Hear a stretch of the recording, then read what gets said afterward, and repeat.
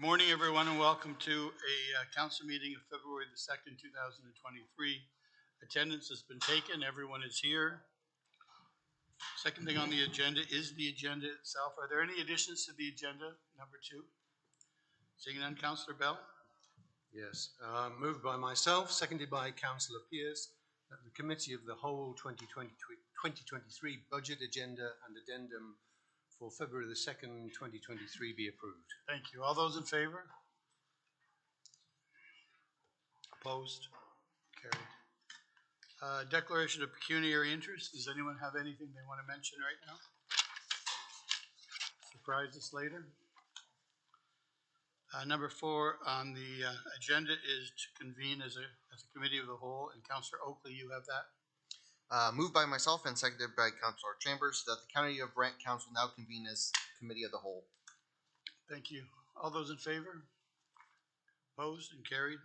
Number 5 on the agenda is the budget update, and that's Daryl, Lee, and Heather are going to speak to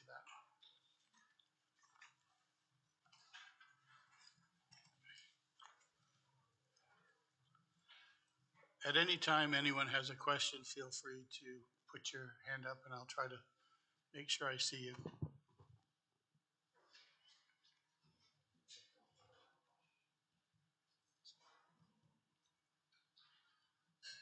Okay.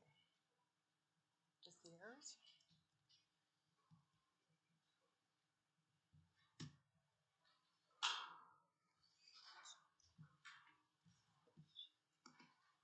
Okay, there we go. Good morning. So this is our next day in our budget process. So we met on January 12th and was basically we did budget 101 and reviewed the information. It was an information day, presented the base budget and gathered questions. On the 18th, we rejoined for external agencies, and that brings us to today for evaluation and your deliberation on the budget and on the decision packages. So on the for the February 2nd, today's meeting, Finance committed to bringing back an operating budget with any updated changes, and we will highlight those changes. We brought back a fully funded capital budget with 0% increase to the capital levy. We also included is a detailed decision packages for capital levy options for $1 million added to the base, as well as $1.9 million using the non-residential construction price index. We've also got responses to questions raised at the January committee of the whole meeting. We've gathered the minimal input that we received through the public engagement. There are a couple staff reports that are required to be approved before the budget is approved. And then we've incorporated any decisions that council made in January into the budget document. Okay.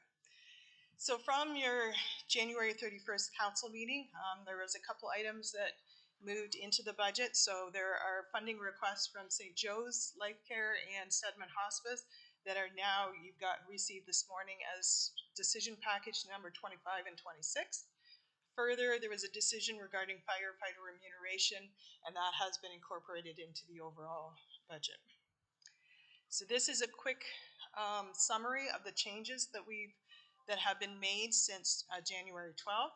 So as identified in the 12th meeting, there was the updated remuneration for council had not been included in the original document, so that adds $49,000.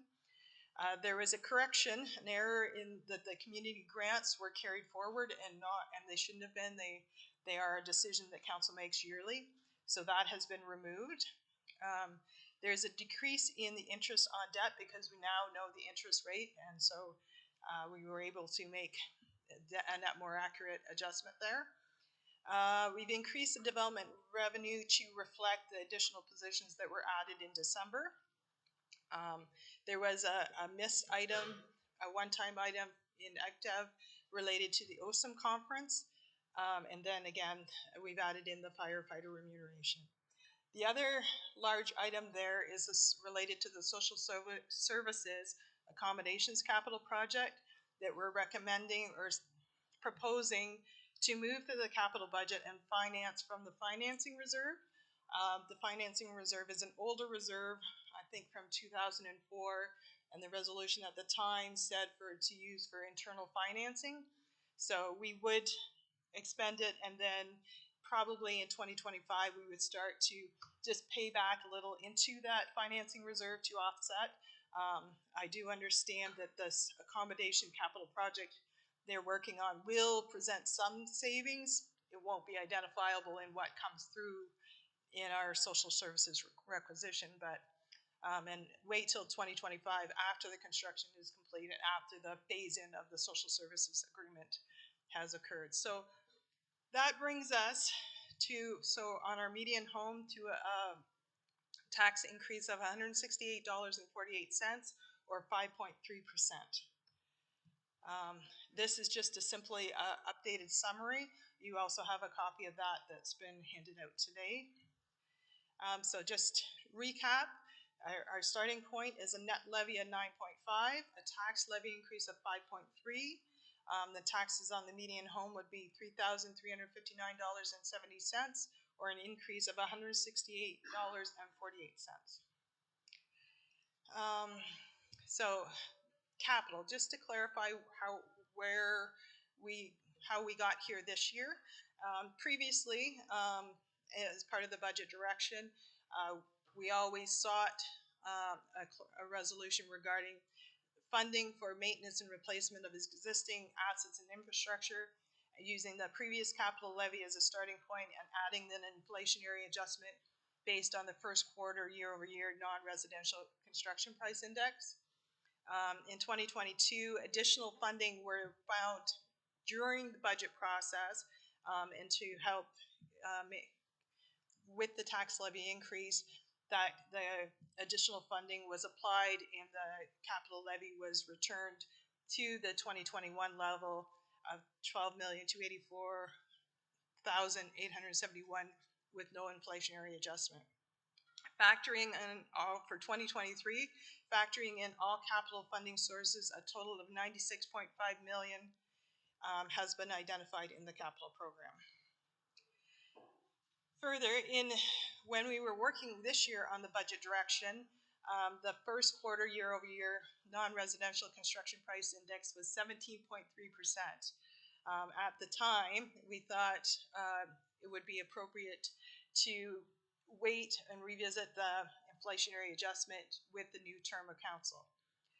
Given the pressures of the 2023 draft operating and capital budget, staff have decided to, or have prepared a capital levy with no increase, so no inflationary increase and so it's based on the 2021 funding level. And we have been incorporated or provided two options for a capital levy increase, with $1 million adjustment or a $1.9 million adjustment, which is the 15.6% or the third quarter year-over-year increase to the non-residential construction price index. Further, at the January 24th admin and op meeting, council referred to budget the Paris Lawn Bowling Club for $1.6 million. So, for updated in your binders is a complete funded capital program with no increase to the levy. We have made a few clarifications. So in that document, we have broken out the items that are funded from, or that are related to Bill 23. We are funding those, recommending funding from contingency reserve.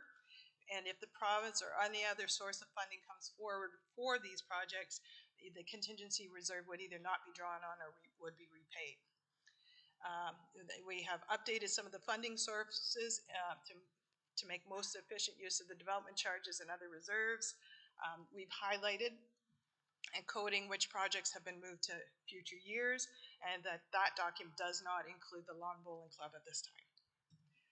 So this is decision package 4, option 1, so for a capital levy increase of $1 million. So we worked with the different departments to come up with a list of the priorities of items to move back in, and this is the proposal for option 1, $1 million. And likewise, this is the proposal for option 2 of the 1.9 million and the projects that would be incorporated if council approved that option. The impacts of the deferrals, like I noted, we did work with the respective departments to determine which projects to be deferred and then prioritize which ones would need to come back in the 2 options. Factors considered in the deferrals are asset condition and impact of waiting a year, likelihood of completion this construction season, and then also the completion of the asset management plan. So just for more perspective on the capital budget, this is a very high level summary of the use of reserves in both the operating and capital. And it does show that we are doing a significant draw on the reserves. Just also I want to note that we are being a high growth municipality.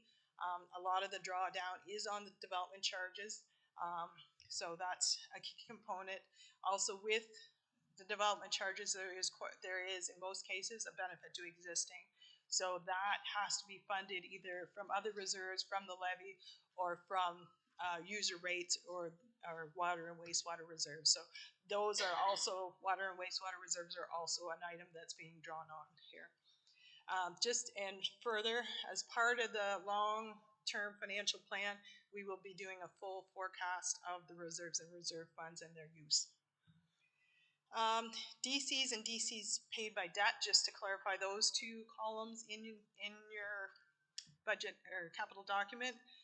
So development charges by legislation that were restricted, they should not be overdrawn. But as you know, for the hard infrastructure, water, wastewater, roads, and storm, those usually have to be built before the development happens, so before the development charges are received. So in those cases, they usually would be overdrawn.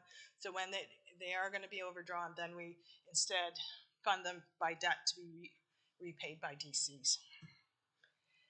The Lawn Bowling Club. So the estimated budget is 1.6 that was approved by council on the 31st, or deferred to budget by council. The proposed funding sources are $150,000 from the capital levy, $1 million from debt, $150,000 from donations, and $300,000 from reserves. And we're choosing Parkland in lieu because, again, with Bill 23, we have to allocate 60% of that reserve. So this helps us with that. Any additional sources that come in, any grants, will go to lower that debt financing component. There will need to be a decision to add the 150 capital levy to the budget.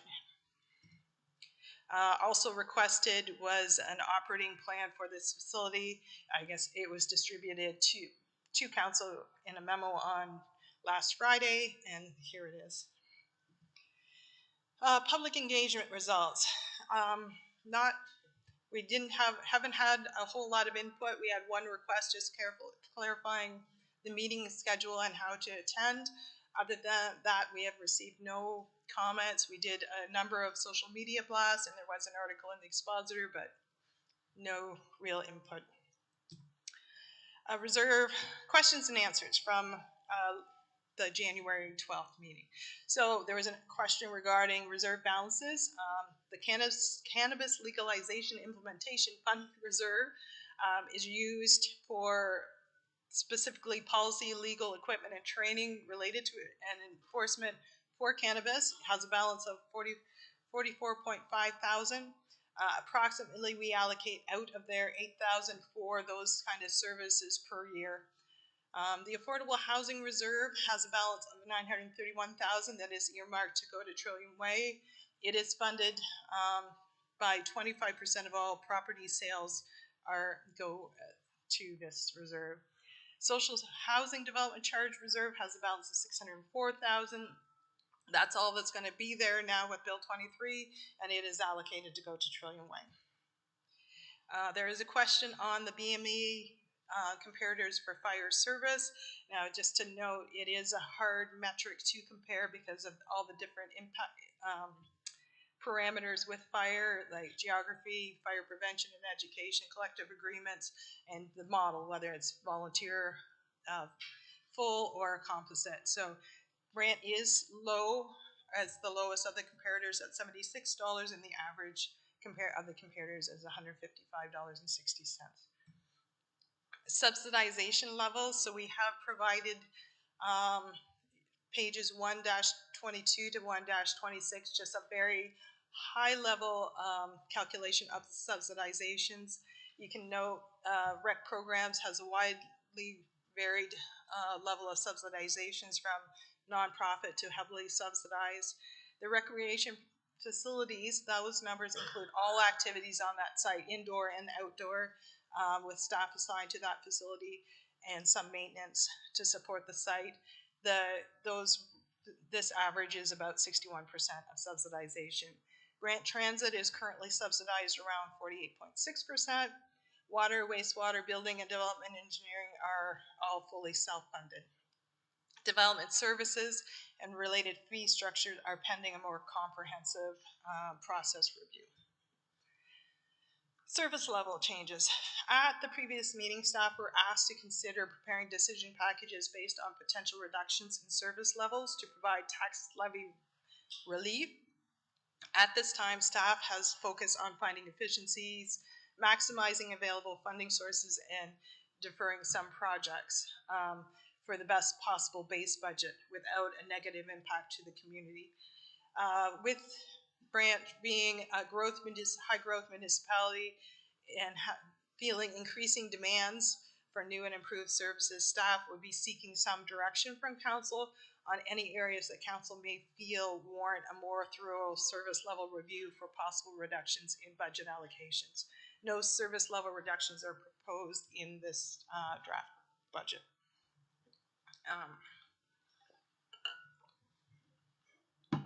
There was a question, population by ward. So through the BMA study, and I think the census, Brant's population has increased by 10.8% from 2016 to 2021. Using impact data, Heather Boyd has extrapolated to the percentage increase per ward, as you see listed here. Materials and supplies breakdown and how property tax fits in there. We do the categories that we use in the budget are based on the provincial financial information return, and they include items such as utility and taxes, which typically are not seen as materials or supplies in that category, but that's why they are there.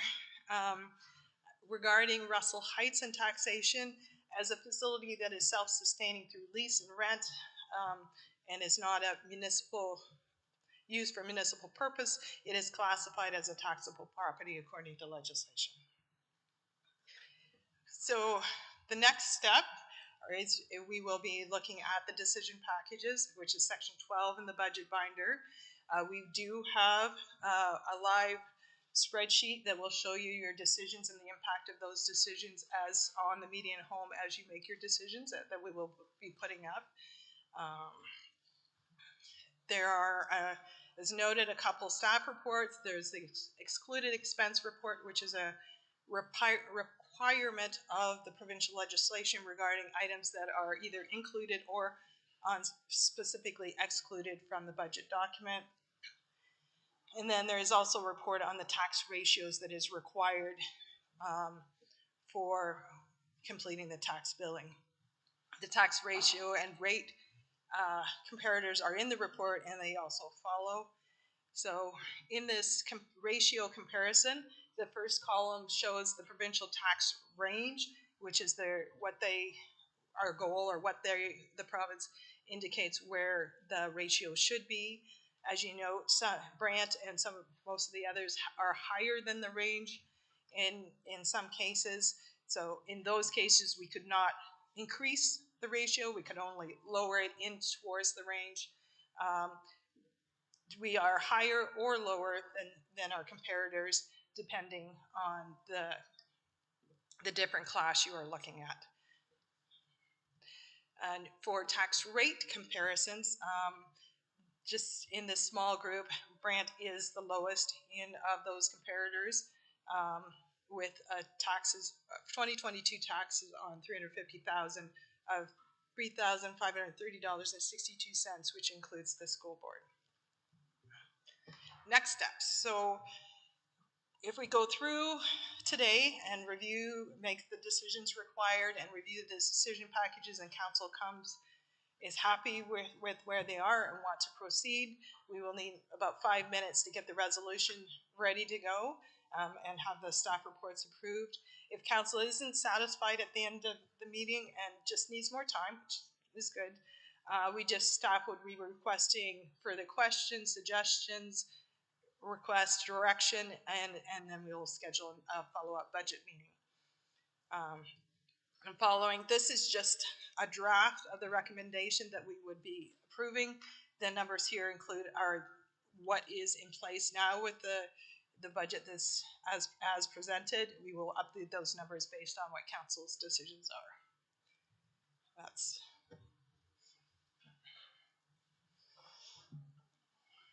Just before we go to questions, if I could call on Darrell Lee to make a few comments. Yes, certainly.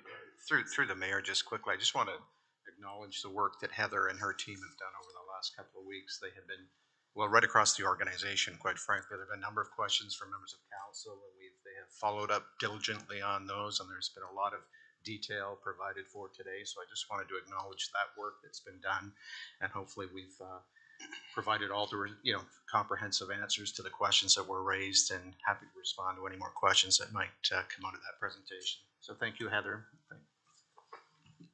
Thanks, Darrell. Anyone that asked any of those questions, are you happy with your answers, or do you want to delve into the answers any deeper? Councillor Bell? Yeah, thank you, Mr. Mayor. I asked a lot of questions of the finance team and got a lot of really good answers, and I thank you for that. There is a question that I've mentioned to Heather just before the meeting, and that was, as we increase our debt, how close do we approach our 15% payback limit?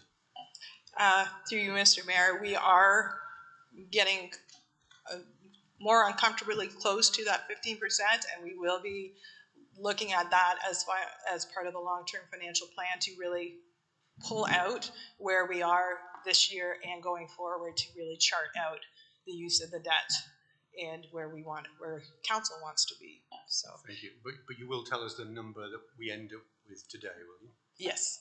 Thank you. I one more thought. It's not so much a question. I posed a number of questions to finance staff, but also to people like Darren Watson of the fire service. There are some philosophical questions we have to answer. Difficult to answer today, and as we try to agree a budget. But I'll give you 3 examples. Do we want to be the lowest cost fire service? I don't know the answer, and as Heather said, getting good metrics to say whether we are doing what we should be doing as a fire service is difficult, and it's not something the finance department should provide. But I think it's a question that we need to ask. And I think Councillor Kyle asked the other day, is it time for a permanent crew in Paris? And that's a kind of philosophical question I think we need to debate, but not today. Subsidization. We give about $3 million in terms of subsidies to our community. And I have no idea how that compares with neighbouring communities. I don't know whether that's good, bad, or indifferent. And again, I think it's something that in the course of time, during the course of the year, I think we as a council should reflect on. And the final one, and this is the big one, we are apparently we have the lowest tax rate. Is that what we want? Is that our ambition, to have the lowest tax rate? Or is there something more? Do we provide the facilities that our community wants? And do we know whether or not they would be willing to pay more to have them? And again, not a question we can answer today, but it's one that I think we as council should be taking on in the coming months. Thank you, Mr. Mayor. Thank you, Councillor Bell, and they will, your concerns will be in the minutes, and we'll make sure that they come out in Friday's package, maybe next Friday, as concerns brought up by Councillor Bell, as things we should look into, maybe during the strategic plan for the next 4 years. Any other questions? Councillor Coleman, and then Councillor Garneau. Thank you, Mr. Mayor. Mine's not a question, more of a comment. After the last meeting in January we had, and my motion failed with this council to see if we could get tax increase come lower, I'm appreciative of staff of what they have done. So I just want you to know that. I didn't say I'm gonna approve it. Thinking this morning on the way here, this has been 19 years I've been doing budget. I haven't turned one down yet, but it's getting closer. Thank you, Councillor Coleman. Councillor Garneau. Yes, thank you, Mr. Mayor. Certainly echoing the comments to commend staff as a new councillor who's gone through this for the first time. Everything's been clear, easy to follow, and I do really appreciate that.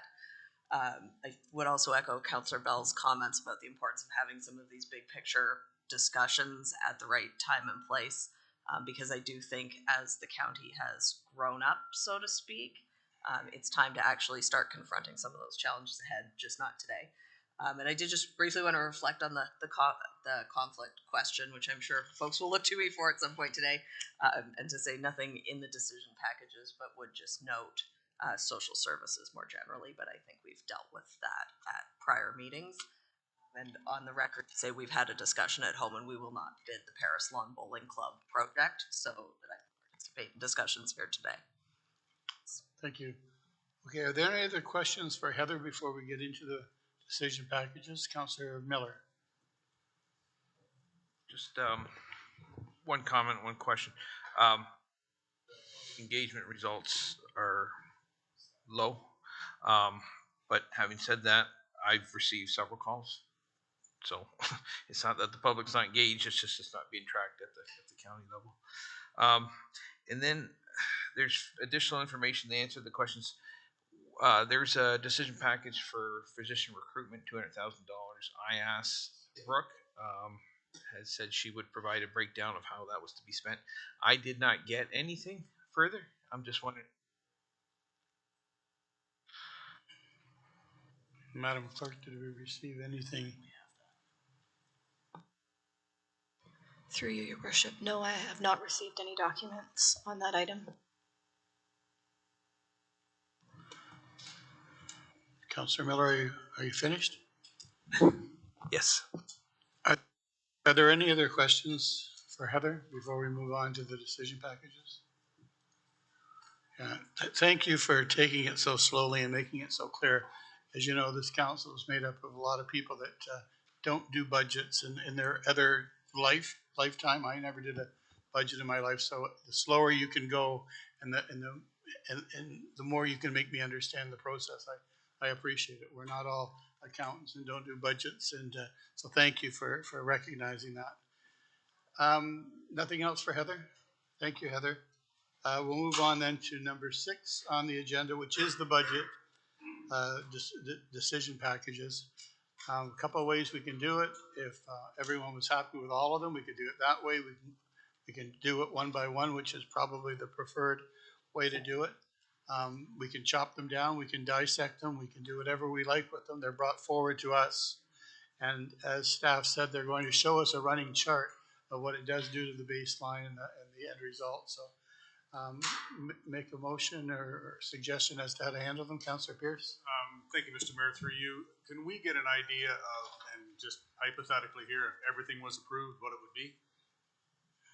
Heather, I think you said you had that figured out. Say that again. Sorry.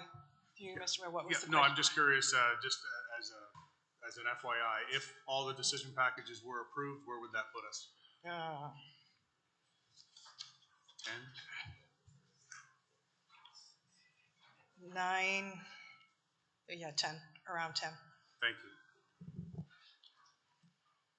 All right, so Councillor McAlpine? Could you put your mic on, please?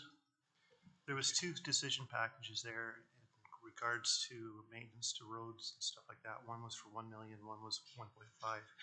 That 10% figure, is that the 1.5? Roughly, I'm just.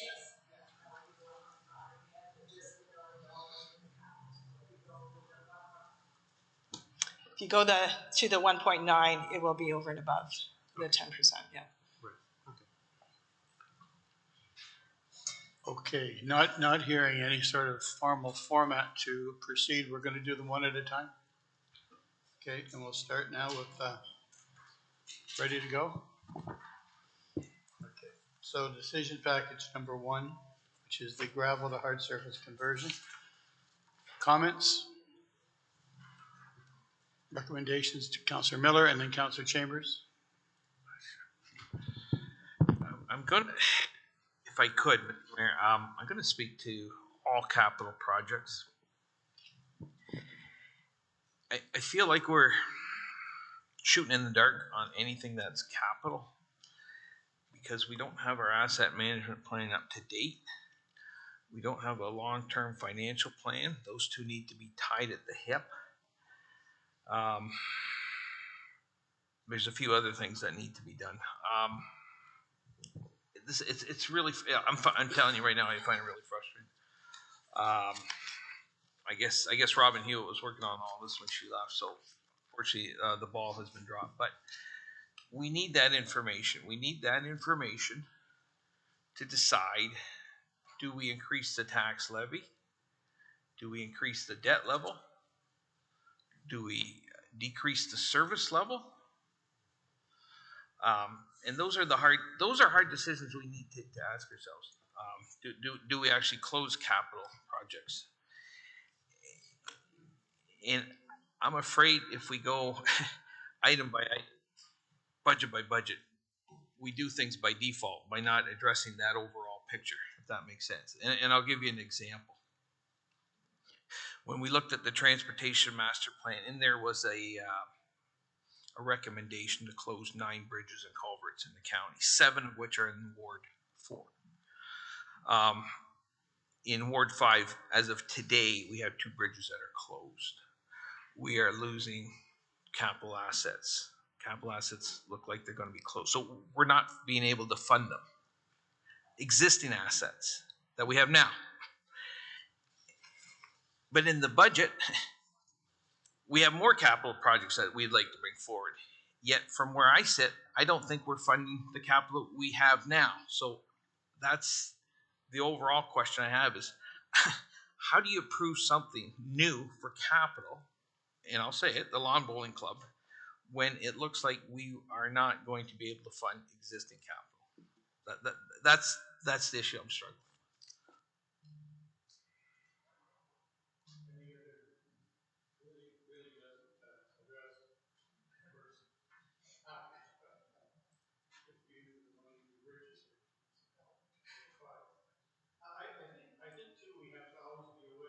I think too, we always have to be aware that certain projects attract certain people, and certain people come with very deep pockets. And you brought up the lawn bowling, so I'm going to speak to the lawn bowling because you brought it up. It's a $1.6 million project, and I know the people that are pushing for this project, first of all, want to protect the fact that that property doesn't get sold to any developer ever for any kind of a building that could look like an apartment building or a triplex or townhouses or whatever it's going to be at an original sort of Paris snow dumping site, which is quite interesting and quite unusual. And those people came to us and asked us to do this new build. And I would suggest that the fundraising piece to the lawn bowling club will be more than the build. So there are different reasons that don't put things on the same level, Councillor Miller. So that I would just like to defend the lawn bowling, not that I have to, but I think I should. Councillor Miller. No, I think you misinterpret what I'm saying, Mr. Mayor. I'm not saying don't build it. I'm not saying that at all. What I'd like to see is an overall plan for all capital projects. That's all I'm saying. I'm not saying don't go. Obviously, we're going to go ahead with new project as time goes on. Got that. But like I said, I would like to see an overall plan. As of today, we don't have that overall plan, and that's what we need. And that's why I said at the beginning, I feel like I'm shooting in the dark because you're asking us to approve stuff when we know other stuff won't be funded. That's all I'm getting at. So, which brings me to another point I didn't want to mention just yet. As far as fundraising goes, I really do think we need to formalize, as a council, we need to formalize how we do these projects. If we look at the Canesville Community Center, we're over 25% fundraising. And I think that's a policy or a best practice we have. So I think we need to put together a plan for those things. And a big one, of course, would be the library going forward. My worry is we're going to say no to it this year. We'll say no to it next year. And if we don't have a plan to get that done, it'll never get done. So I think going forward, sometime this year, maybe we can put that together as well. So. Okay. All right, I think we're gonna have a hard time going through this list and staying on track. Now, you feel you can't make an informed decision the way this process is set out, Councillor Miller? I can make it, correct. I can make a decision, no problem. I can put my hand up at the right time. That's not the problem. The problem is it would be nice if we had more information to make those decisions, and we don't have it today. Do you have a recommendation, Councillor Miller? Not before we need to have the budget passed, no. Okay, so, thank you. Okay, we're gonna go, Mr. Mayor, just if I may, also, Councillor Chambers before me, I think. I'm sorry, Councillor Chambers. Oh. Sorry about that. Can we put in the budget enough money to get everyone a microphone, first of all, so I don't have to share with Councillor Miller, although it seems to be more on that side than this side. I just wanted to reiterate what Councillor Bell said a little while ago with the philosophical exercises that we have to go through with asset management and a financial plan, and that coincides with what David has been saying. And unfortunately, we maybe dropped the ball the last term in such that we didn't develop the financial plan that we had set out to develop, which assists in the budget. So we are at a little bit of a disadvantage. I can remember when we didn't have an asset management plan. I can remember when our budgets were almost fly by night, and we've certainly picked up the ball on philosophy and that kind of thing, but we've got a ways to go. And I understand what David is saying. It's hard to look long term if you don't have the long term plan in front of you. I was just going to make the point that if we do go through these one by one, what tends to happen is by the time you get to the last one, you've run out of money, and it's unfair to the last ones on the list. I don't know what they are. So I was just going to say that we can go through them one by one, but at the end of the one by ones, we have to kind of go back, and we may change our mind depending on what happens. That was the only point I was going to make. Well, an option to not do them one by one is to just, there's 22 of them, and for someone to just pull something out of it and say they don't want to support it and try to defend it and see if they have the support to defend it, and then we'll vote for it. Or we can vote them all in and know it's 10 at the end. So, Councillor Rao, you want to speak? I do, thank you, Mr. Mayor. Two comments and then a motion. All right, we need to make a motion, but Councillor Miller and I are aligned on this, as I think many of us are. And I think if you're looking for direction, then I think the direction to ourselves and to staff is that this should be the last time we do this kind of exercise in the absence of these longer term plans that give us the framework within which we can make sensible decisions. And I know that's on the agenda, so I'm not going to say any more. It is going to be work in progress, but when we're here next year, we'll be in a better place. But I would like to propose that we accept every single decision package and argue our way down from that. So I would actually say we take every single decision package, including the 1.9 million capital levy, and then we argue down from that rather than trying to build it up from the bottom. Seeking a seconder, Councillor Pierce. Any comments before we call the vote on that, Councillor Pierce? Thank you, Mr. Mayor, and thank you, Councillor Bell, for suggesting that.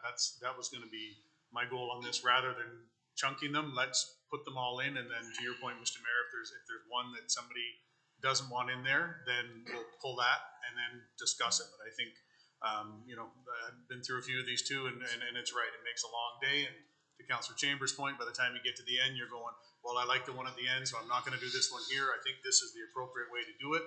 Let's put them all on the table, and then if there's any that need to be pulled, I think that's the easier way to do it. So I'm all for that. So we have something on the floor. We have a seconder. Any other questions to Councillor Garneau?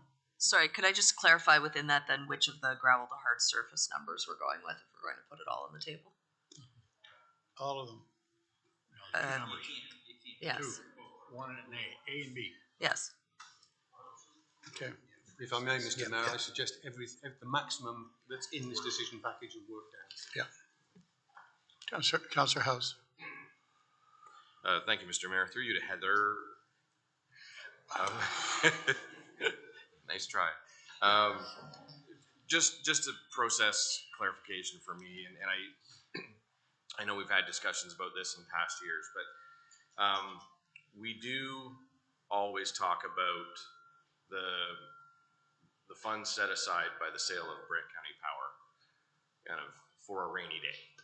And it's $40 million-ish.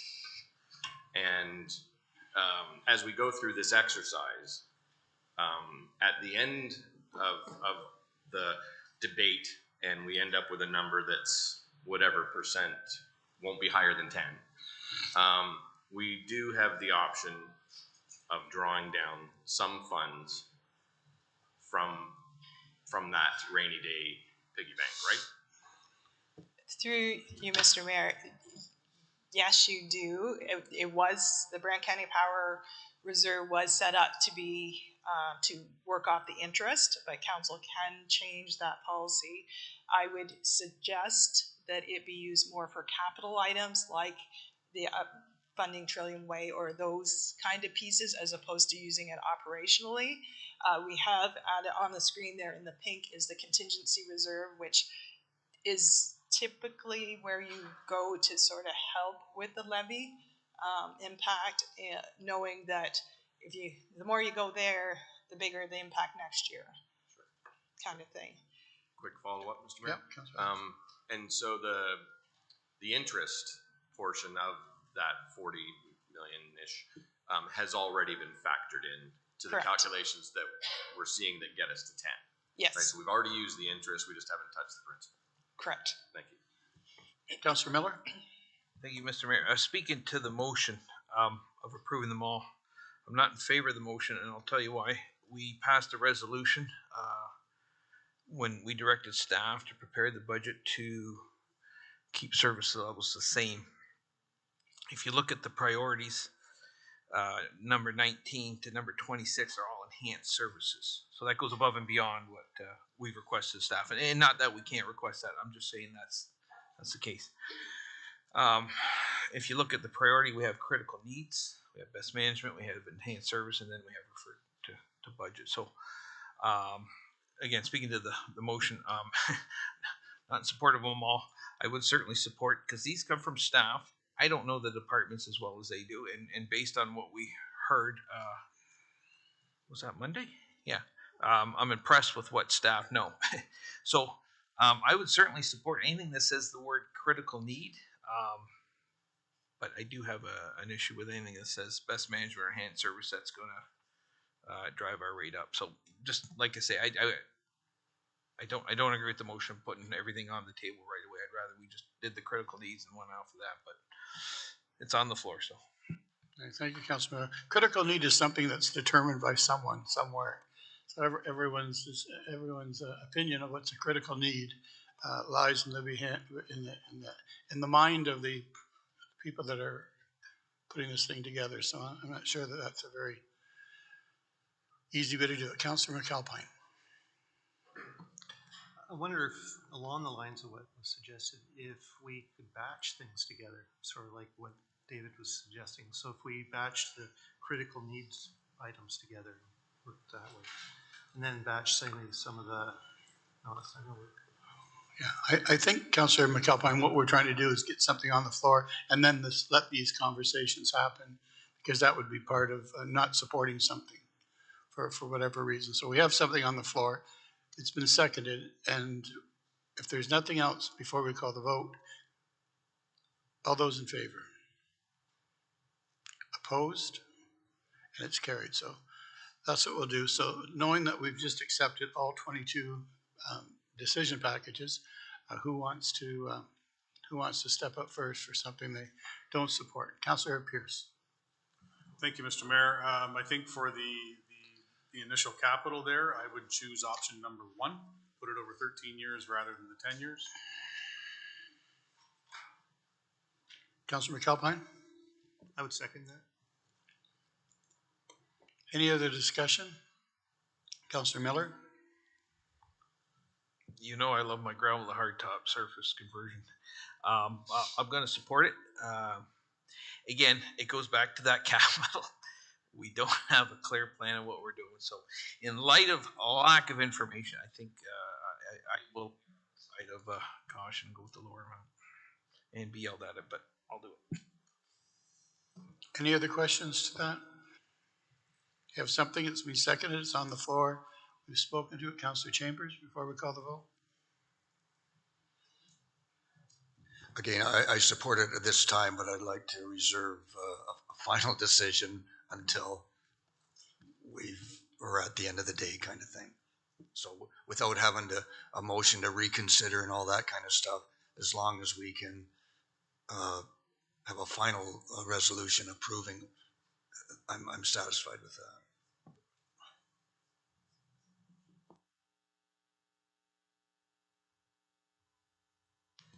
Councillor Pierce wants option 1 removed from the first motion.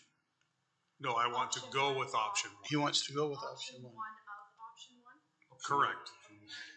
Yes. Yes. Option 1 of number 1. Yes. That's right. Option 1 of number 1 to stay. Through your worship to Councillor Pierce, correct. So your motion would be that option 1, option 2 be removed. Option 2, the second option. Correct. If we're Okay. removing, yes, thank you. I can Over see, 13 years is what I'm going for. I can see doing it this way will save us a whole lot of time. It's just, God bless all of us for trying our best. So Councillor Chambers just wants it to be noted that he will support things he supports or not support things he won't support, but at the end he wants to revisit the whole package. Councillor Pierce. So just clarification on that, if I could, Mr. Mayor. So, you know, if we go that we're leaving in option 1 of number 1, and at the end, and it's voted on here to keep option 1 of option 1, and at the end we can reverse that? Is that where we're thinking here? At least comment on it. Okay. Councillor Chambers, because he looks confused, and then Councillor House. Yeah. Just to explain my thinking on this, if we accept that and we go with option 1 and over 13 years, and then through the course of the discussion, we eliminate a whole bunch of decision packages to the point where maybe we can do it in 10 years. That's my, so I would like to reserve the opportunity to revisit that without having a motion of reconsideration with 2/3 and all that kind of stuff. That's all I'm saying. I think that's fair. Yeah. Darrell wants to speak to that. Sorry, just if I could through the mayor to committee. So I don't disagree. The committee has approved a motion to move all of these forward. And what we're doing now is just amending pieces out of it. So at the end of the day, we're going to have a series of amendments to that motion. And the chair will call on a motion to approve the amended motion. And if we want to back things out at that time, again, that's the opportunity when you're approving the amended resolution today. Now, Councillor House. Thank you, and I'm supportive of that. I think if I understand the intention, it's when we get through the first pass, we may want to go back and make some tweaks, right? And not just on item 1. And I think that's a sensible approach and necessary approach. Well, really, in theory, this could be the only thing that we point out, and it could be finished. I mean, I know it's not going to be that way, but it could, in theory, it could really be that way. My hopes and dreams are it's not far off Anything else you want to talk about? Councillor Chambers? Could I ask a question through you to the CAO and perhaps Absolutely. other members of staff? Yep. One of the things that municipalities sometimes do when there's budget pressure is establish I don't know what you call it. Anyway, to freeze staff positions. There are a number of new staff positions in the decision packages that are being proposed as needs.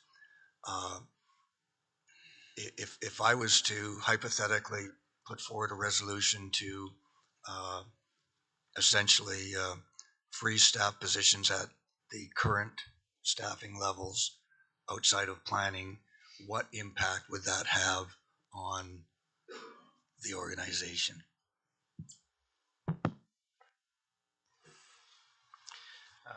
Through the chair to Councillor Chambers, I guess that certainly there's two pieces of that. I think it's different if we're talking about certainly a new position here or an enhancement, which we might find on the decision package list. I would be concerned going forward with some kind of a broader freeze that every time a position was vacated, it could be a critical position in the organization, that we were in a freeze and we couldn't replace that position. So in essence, what you're doing is you're approving some service level reductions without knowing where those might be. So it does handicap us going forward, not knowing where those vacancies might occur, and they could be, and our positions for the most part are very critical. So that would challenge us, Councillor. Yeah, again, I think it would be different if you're talking about positions that might be contained here in decision packages that are seen as best management or enhanced. I think that's a different conversation. Anyone else have anything to comment on? Councillor Bell? Thank you, Mr. Mayor. I'm actually going to go the other direction. Item 10. We haven't had the vote yet. Is there any other discussion before we call the vote? All those in favor? Opposed and carried. All right, Councillor Bell?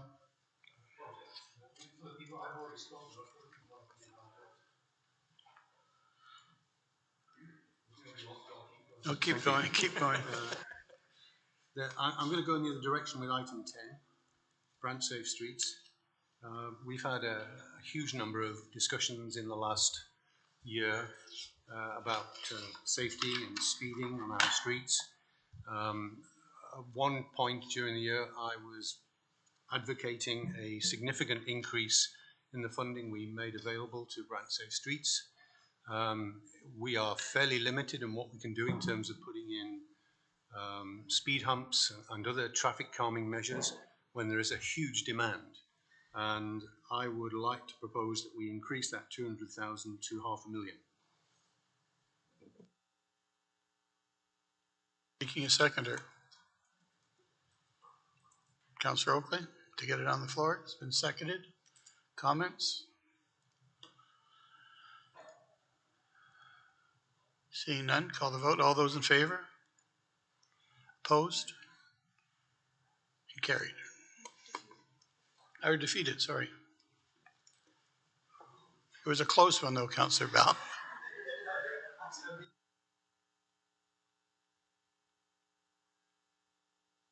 Councillor Chambers? I'll make a motion for consideration, seeking a seconder, that in the decision packages, all new positions that are categorized as best management be deferred at this time and revisited later. Seeking a seconder. Councillor Coleman. Is there any discussion? Councillor House?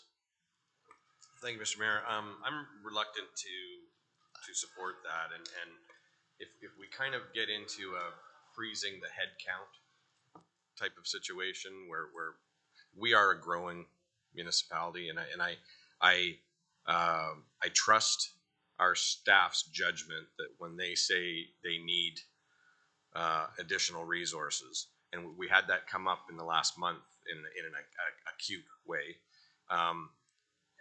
So I can't support that. Thank you. All right, any other comments before we call the vote?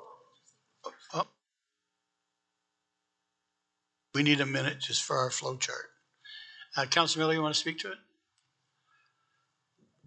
Can you just repeat the motion, please? Yeah. Through your worship to Councillor Miller, so what that motion would be that all new positions that are confirmation from finance that that's correct, yeah? Okay. Councilor Chambers? And just speaking to that, I understand that there is a need for additional staff. I'm just suggesting that the implementation of that be deferred in light of the budget pressures this year. Perhaps it can be revisited at some time in the future. Yeah, thank you. And it's seconded. Councilor Miller, you want to speak to it? And then Councilor Oakley. Yeah, if something's needed, I mean, obviously, staff would come to us. We could still approve that on a one-off. I like the idea for now. In that's not for replacement, so anybody leaves, obviously we replace. But I think if I'm clear on the motion, it's for new positions. So That's right. Councilor Oakley? Through you, Mr. Mayor. I just want to speak specifically to Decision Package 18, Public Engagement Specialist. As we've commented on here, where we had low public engagement in regards to this budget process, and something I heard door knocking over the course of the summer and the fall, I think public engagement is one of the areas where we're falling short. So I would have a hard time supporting, in particular, removing number 18. Not to comment necessarily on removing or not removing the others, but specifically in regards to number 18.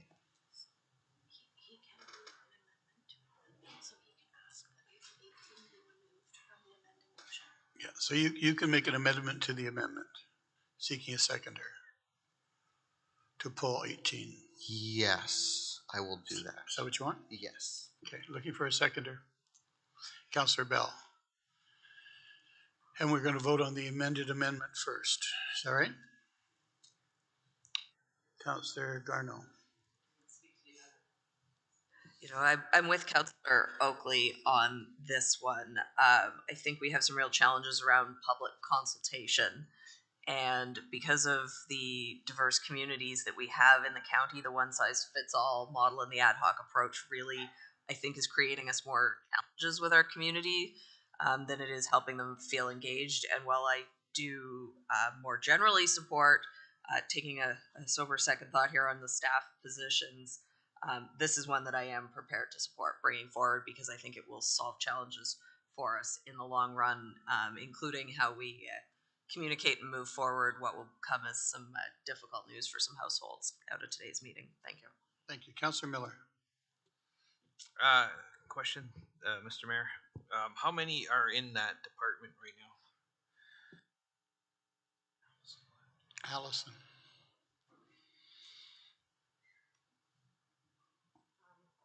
Through your worship, so right now there are 4 people in that department, but this would be, that's including the director, sorry, and this would be on top of that, but it would service all the departments. Her mic was on. Her light's on. Maybe nobody's home, but Is that better? the lights are on. Yeah, I think so. If you could just speak a little bit closer to it, that'd be great. Sure. So there are currently 4 people in communications, and this would service all the departments, though. So this position would be housed in communications, but it would serve public engagement throughout the corporation. Councilor Miller? Okay, so just to follow up, I'm not sure if I thought my understanding was this department services the whole county anyways. That's their job. So just to be clear then, okay, so we have 4 people right now doing public engagement for a county our size. Okay, just want to be clear on that. Any other questions? Councilor McAlpine. So there's a couple in there that the provincial officer for offenses, number 23, I would think we'd want to. Well, no, we're not there yet. Can we, let's skip. Okay, is it, because that's just enhanced, okay. Then the other one was the clerk service administration assistant. was thinking that would be something to be important. Yeah, we're gonna try to do 22 first, which is amended, an amended amendment. And we're gonna vote on that and see what happens with that. And then we're gonna vote on the original amendment. Councillor Kyle. Just a quick question, Mr. Mayor. Will I still be able to pull another one of these best management ones out after we vote on this amended amendment? Yes. Okay. Yes. Everyone's clear where we are. So we're gonna vote on the amendment to the amendment. Putting 18 back in. Madam Through, through your worship to Councillor Pierce, so what that would do would remove number 18 from your proposed amendment, which has not yet been voted on. Yeah. Councillor Coleman. A little bit off topic. Oh. Could staff please put on that board or on our here in big letters what the tax increase is with what we have approved so far? So we approved everything. I can't see it. I want bigger letters so everybody can see whether it's 9, 10, or whatever. Can we get Councillor Coleman a bench to put in front of this little TV here? I can see it, but we get it up there big so everybody has an idea what we're looking at. Okay. That's all I want. Okay. Can we make that bigger for Councillor Coleman? Is there something, someone can turn a button or something? There we go. Can you see that? Good for you. Yeah, that's right. Fits.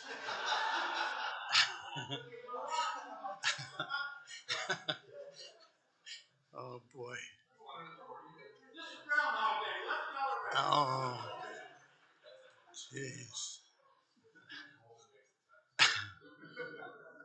Are there any other questions before we call the vote on Councillor Oakley's amendment? All those in favor, to put it back. All those opposed? It's carried. Now we're going to go back to where we were. Does anyone want to speak to anything else they want to change? Councillor Kyle, you're next.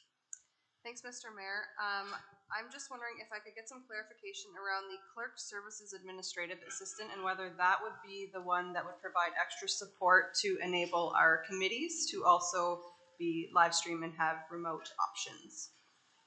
Yeah, Alicia.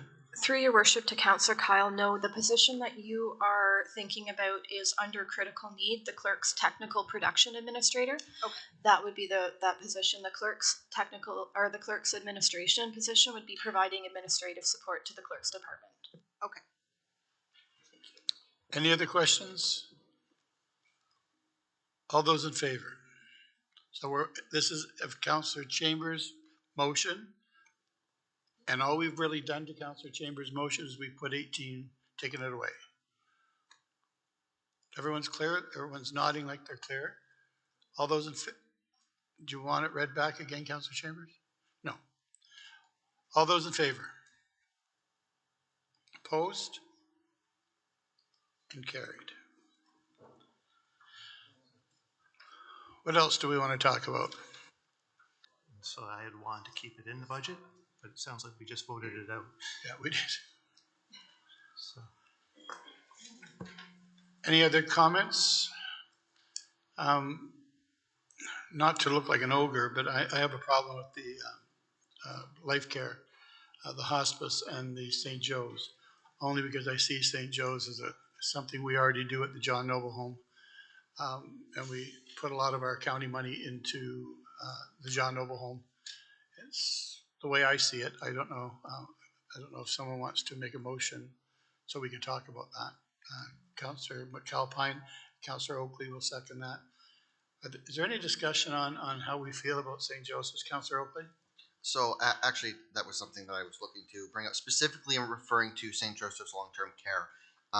So I've worked in the healthcare industry alongside the long-term care industry over the course of the pandemic, and I have a hard time supporting what my understanding of the $70,000 for is to buy a robot. One of my biggest issues with the long-term care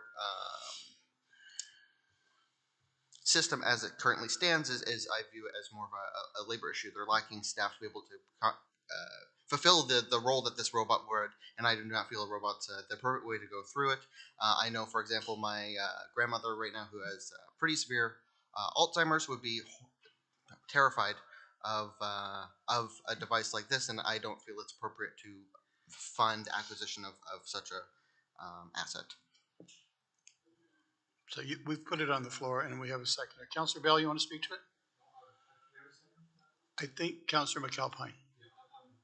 If I may, Mr. Mayor, I think I learned something when I joined the John Noble Home Board. That at one point, St. Joseph's was a part of what we looked after, and we did move that to another authority effectively. So I could not support it in the form that it's being asked for a robot.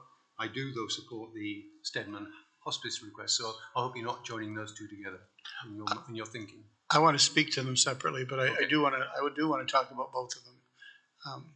So I can support the item 25 being removed. I cannot support item 26 being removed.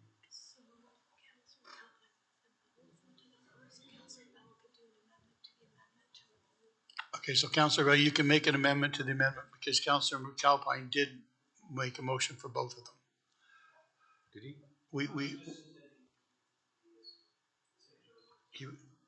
He was just, okay. Okay, I just wanted to be clear about that. Okay, that's good. We can leave it like that. Councillor Coleman.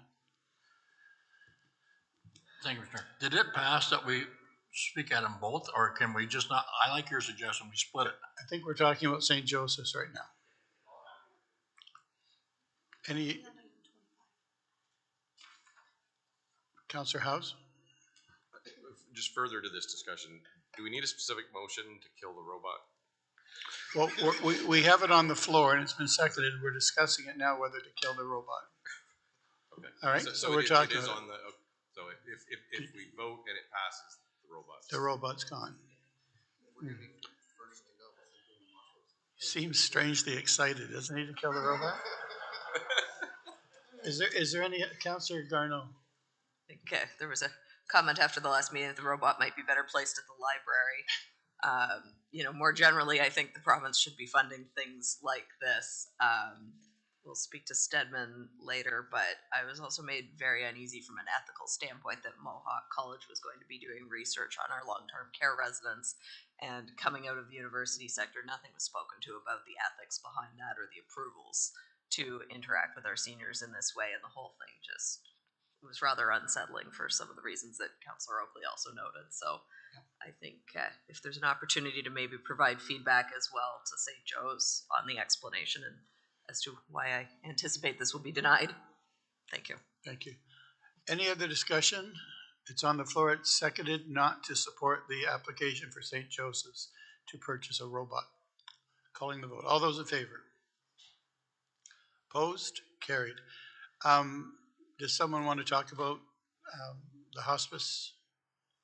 Can we get it on the floor, Councillor Coleman? Thank you, Mr. Mayor. I would move that we support the hospice.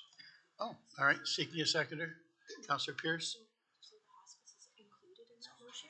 So it's already there? Through your worship, to Councillor Coleman, the hospice was included within the original motion of approving everything. So long as there's not a motion to remove it, it is still we don't need in the main motion. We don't need to put it back in. Councillor Miller? Can we pull the physician recruitment program one for more information? Seeking a seconder. Just to get it on the floor. Councillor Garneau? Okay. You want? Oh, Daryl has some more information for us before we comment. Sorry, through the mayor, if I could, this just goes back to Councillor Miller's earlier question around the breakdown of what those costs might be. So I've got it broken down just for committee, and these are in big buckets, Councillor. So this again is based on a full calendar year, but it was anticipated that $120,000 is salary and benefit costs for someone on a contract basis to undertake this. There's kind of travel and expenses in the amount of about $24,000. There's communications, engagement, marketing that works out to roughly $42,000. Some general supplies at 30. I'm going fast, Councillor. I apologize, but general supplies, 3,600. Kind of works out to about, in this case, 201,600. The only other comment I would make is that this program, even if it were to be approved, you wouldn't be able to, move forward with the recruitment of this person right away. So we wouldn't be looking at a full year expenditure on this in any event. So the decision package as provided is anticipating this is a full year of that coordinator. So. Councillor Miller. Thank you to Daryl for that information. I want to go back to what we were talking about when we referred this to budget, and that was, where are we looking to take doctors from? Because that's what we do, right? We're taking doctors from somewhere else. And I think they said, well, we're not going to take them from Brantford. So any further information on that? I'm going to give you a little bit of information here. Sandra Loss is the new chair of the Recruitment Center for Brantford, which I sit on. And she's going to be coming to the county for money for our participation in the Brantford recruitment. So there is going to be another request coming. It'll probably, because it's, I think, $30,000 it's 30,000, 40,000, 50,000 over 3 years for our part of the Brant healthcare system. She's going to be coming to that. So I don't know whether that'll go to grants because of the numbers, but there is another component with regard to recruitment coming up from Sandra Voss very shortly. Okay, just doing a little research on the whole physician recruitment. At the end of the day, it's a zero-sum game. Even if you go overseas, you take their doctors. What are you doing? You're robbing them of their physicians. They said it happens. Doctors leave, especially a lot of poor countries. What is suggested is you take some of that physician recruitment money and you invest it in the countries of origins. But lacking a fulsome plan on this, there's nothing I can suggest. But anyway, there is a moral dilemma as far as I'm concerned with taking doctors. I don't agree with that. So, but I'll leave it at that. Thank you. Councillor Pierce. Thank you, Mr. Chair. Just speaking to Councillor Miller there, I don't think it's a case of taking doctors. I don't think anybody wants to take a doctor from another jurisdiction. What it is you've got the doctors that are coming out that have just finished their schooling and are becoming doctors. Up until we've had the health hub, we had nothing here to attract them. There's nothing in Brantford to attract the doctor. There's nothing in Paris to attract the doctor. There's nothing in the county to attract the doctor. We now have the health hub that is state of the art. We've got new physicians that are coming out of school that are looking for options. So it's not a case of stealing a doctor or taking a doctor from another hospital or another jurisdiction from other people. If I could, my nephew he's an emergency doctor in Woodstock. And when he came out of school, he's been there for about 5 years now. But when he came out of school, there was a number of different options that he had as a new doctor in all these places trying to recruit them. So it's not a case that he was already practicing somewhere. These are potentially doctors that are coming out of school. If you read the report, the percentage of our population that have doctors that are over 60 years old, we need to do something. I cannot support cutting this in any way, shape, or form. This is something that we need. We now have the facility that's going to attract these new doctors to come to our community. I think this is a crucial thing. If we're ever going to cut something on a budget, this is not something to cut. I cannot support taking this out. Thanks, Councillor Pierce. Councillor Kyle. Thanks, Mr. Mayor. I wholeheartedly agree with Councillor Pierce on this one.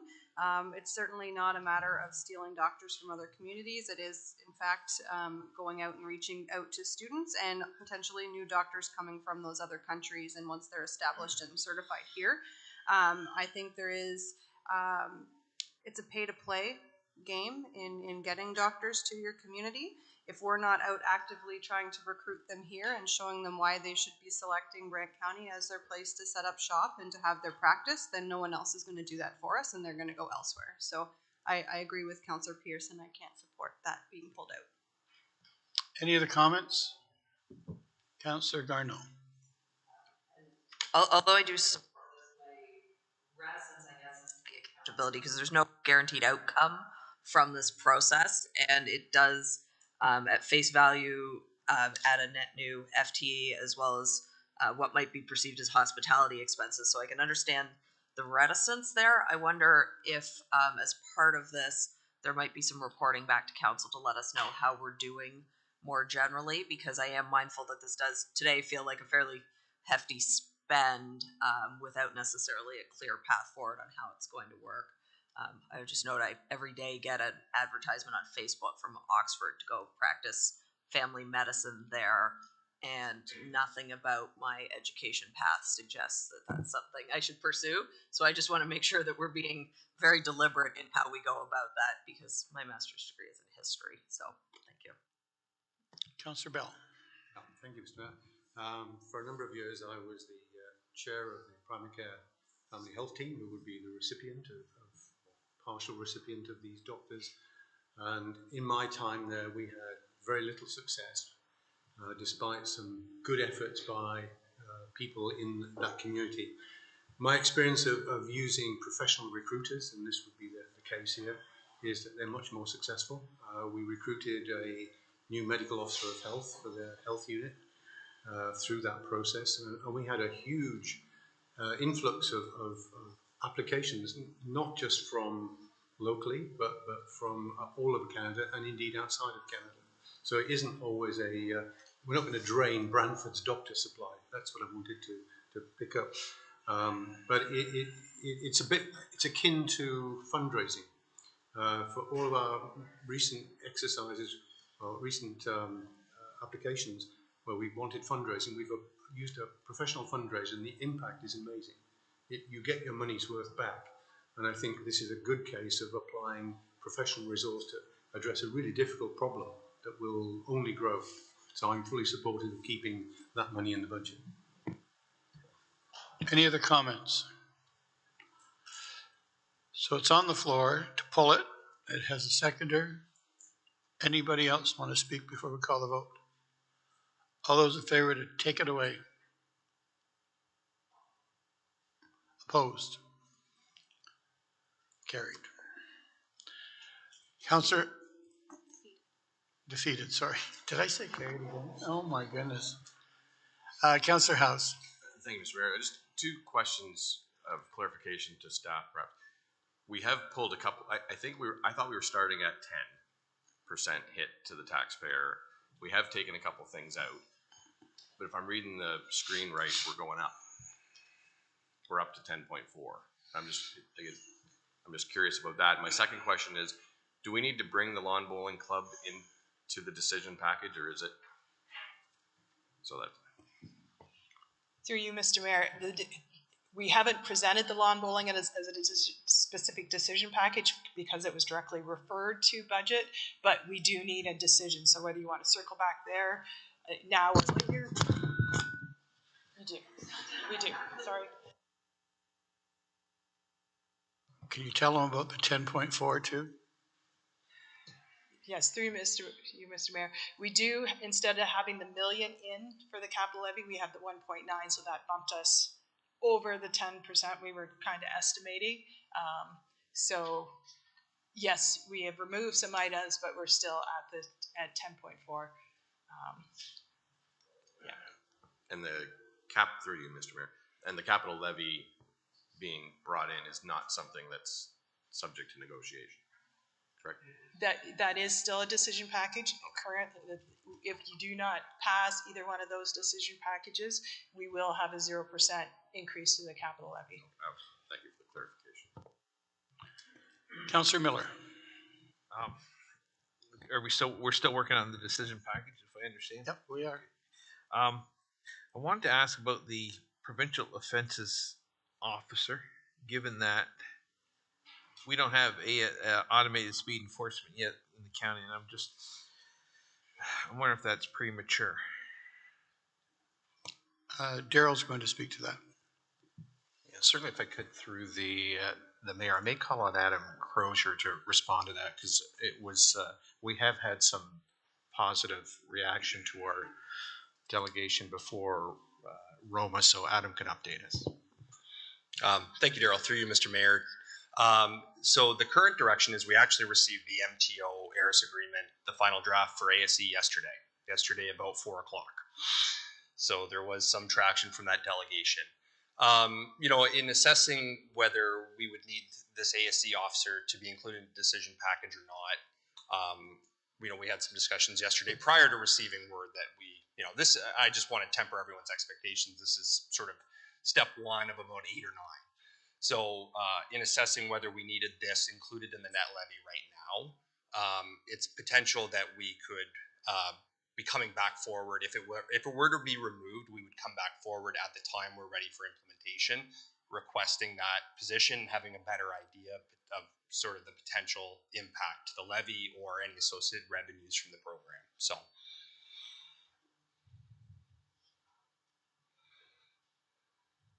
Councillor Chambers. That's an interesting position along with the parking control officer in that there's revenue generated with those positions that are scheduled to offset. So it may be an in and out whenever it comes in and goes out. If I might, Mr. Mayor. Yeah, very true. There's a potential, we're hoping to design a program that's net neutral, frankly, which means that when you account for that, you don't necessarily want that to be a levy impact. It might be, or it may not be. We've never operated a program of this nature, so we're not exactly sure. So.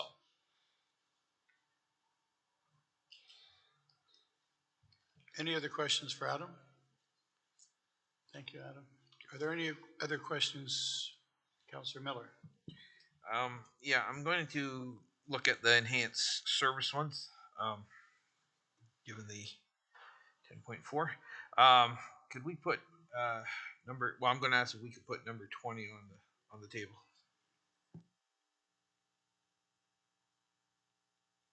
There's no seconder yet. Councillor McAlpine seconding it, just to get it on the floor. Okay. David, did you want to speak to it?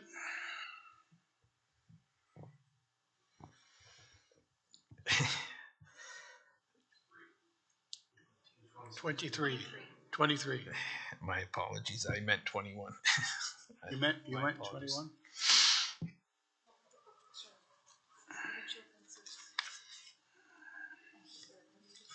23 is what I think you meant, isn't it? 21, sorry.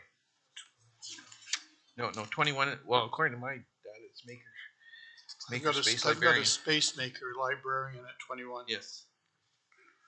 And yeah, I'll seek a second. I'll speak to it. Seeking a seconder, Councillor Pierce. Right? And I understand. Well, I shouldn't say I fully understand, but I mean, I did read it.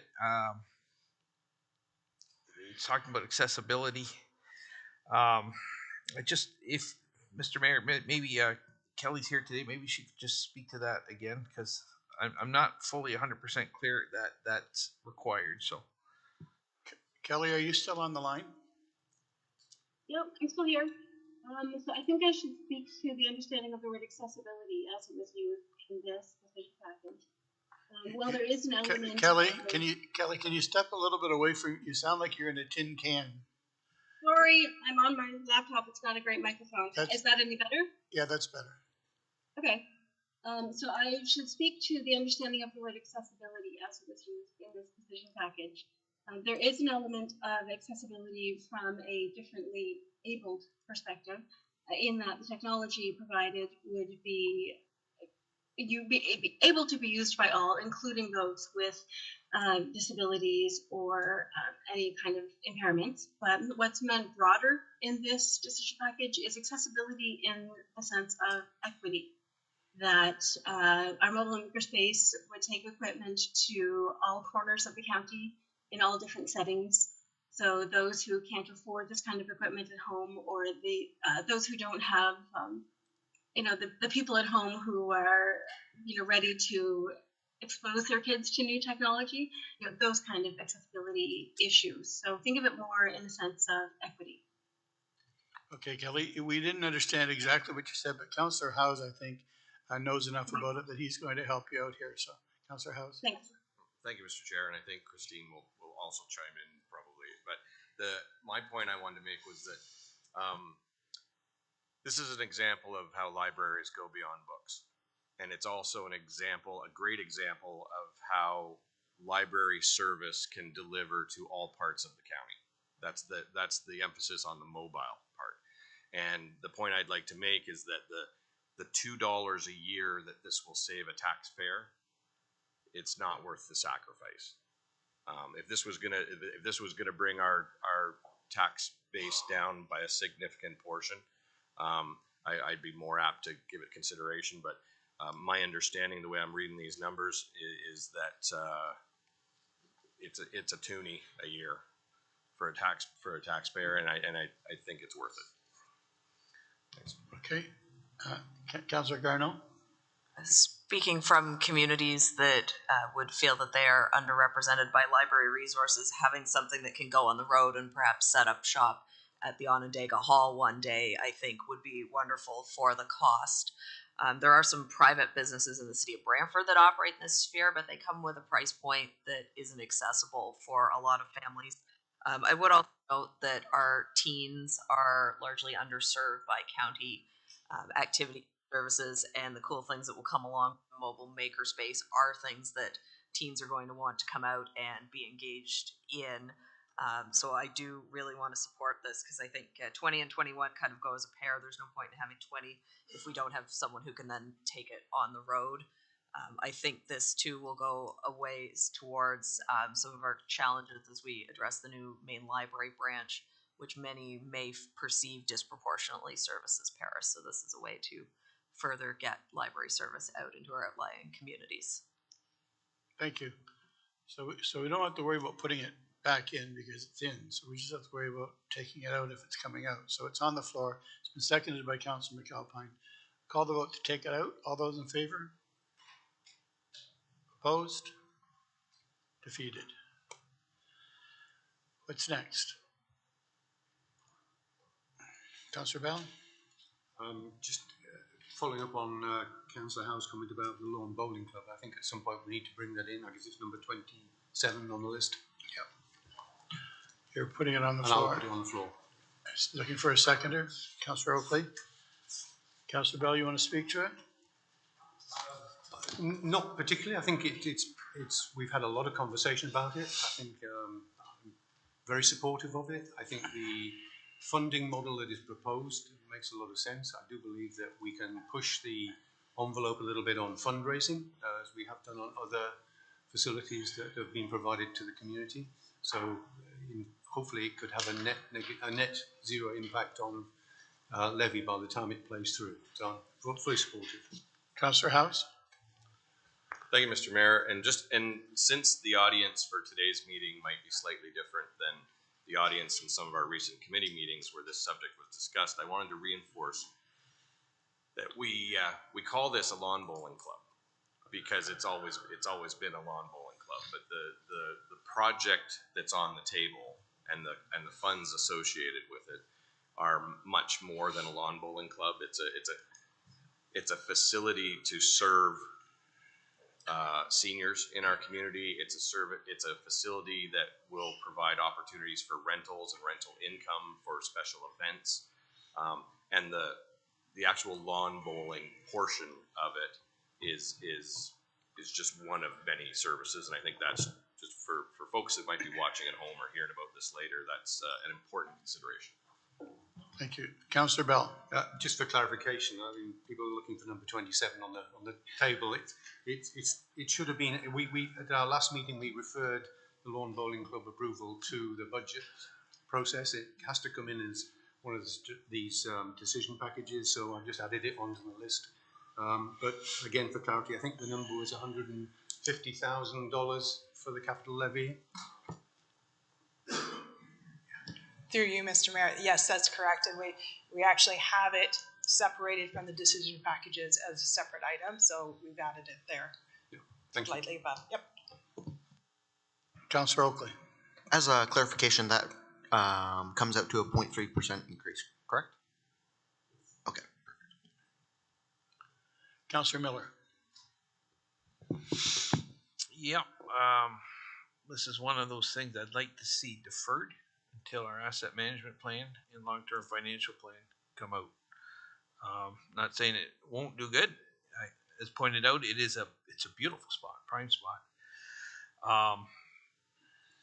But I like to spend the money on this this year with, like you say, other capitals, infrastructure that looks like it doesn't have sufficient funding to support it. I don't know how I could support this at this time. I'd like to see it deferred for a year at least. Noting that it's been deferred once already. Councillor House. Thank you, Mr. Mayor. That was going to be my point specific to the topic of deferral. We've deferred this project multiple years, and we've gone from what might have been a $1 million build to what now is ultimately a $1.6 million build. So I can't support a deferral on this. Thanks. Councillor Chambers.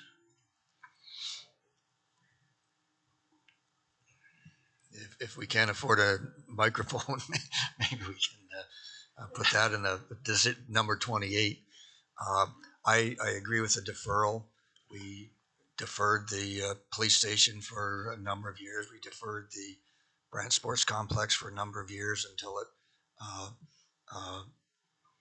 made better sense in the budget. And during that time, actually the project's improved in the final outcome. So I don't have a problem with deferring it out of this year's budget. And recognizing it has been deferred, I understand that. But with a double-digit tax increase, I think it would be wise to defer things that we can defer.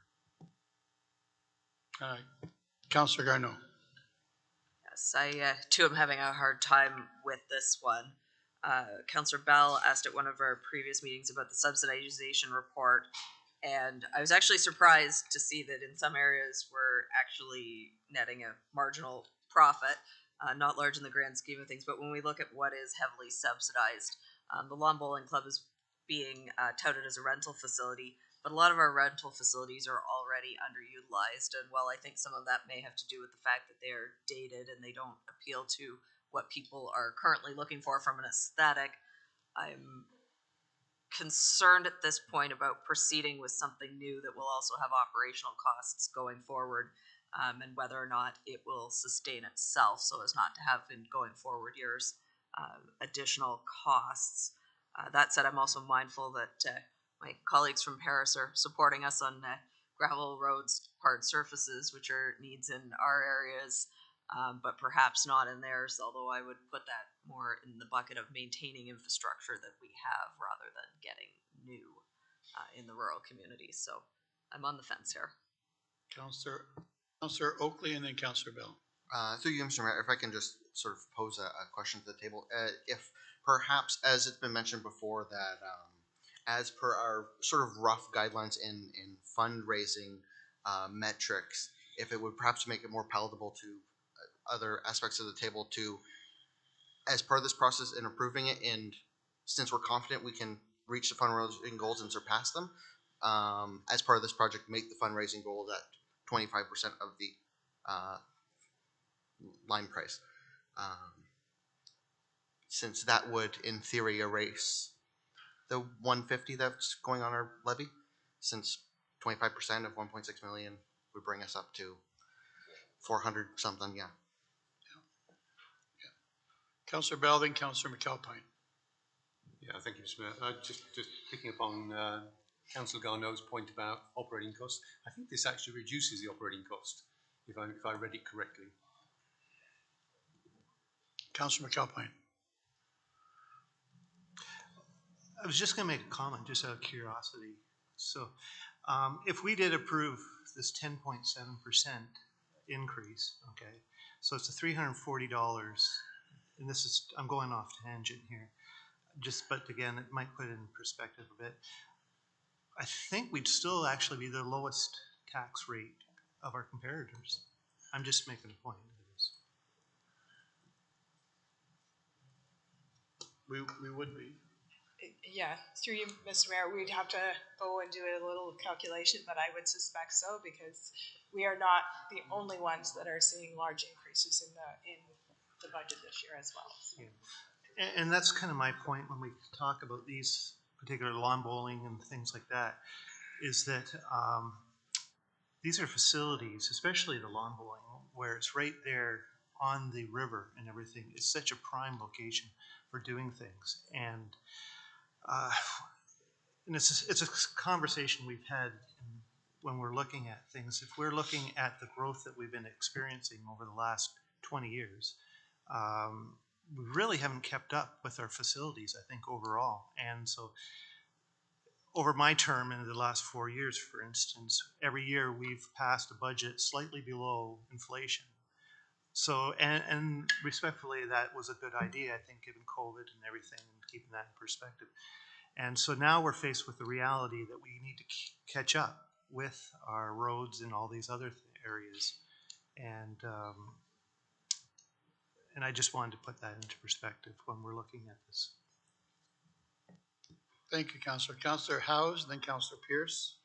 And thank you, Mr. Mayor. And just further to the issue of context, and again, it's for the audience who might be paying attention to this subject and at this meeting. It's just a reminder that as a municipal asset, this is a property that was obtained by the town of Paris for $1. And since then, the town of Paris and then the county of Brant has put a little into making sure the greens were up taken care of and some kind of property maintenance, but the building has been left to deteriorate. We have not put much into what could be a very, very nice municipal asset that we got for almost nothing. So just context thing. Any other comments? Councillor Garneau? Broadly speaking, if I can ask a question of staff, whether, speaking to what Councillor McAlpine raises, the MPAC assessment is scheduled to be redone for next. Are we in a one-year position with the catch-up, and we don't have a crystal ball, but is there any way to know whether we might see a similar next year, knowing that MPAC will update? Because I think that may reframe some of our decisions today. Through you, Mr. Mayor, I may need clarification on the question. I don't believe we have confirmation they are going to do a reassessment. Usually they would do it 4 years, so it would jump 4 years. So whether, I think the year would be, they use 22 as the base year, my guess, not sure.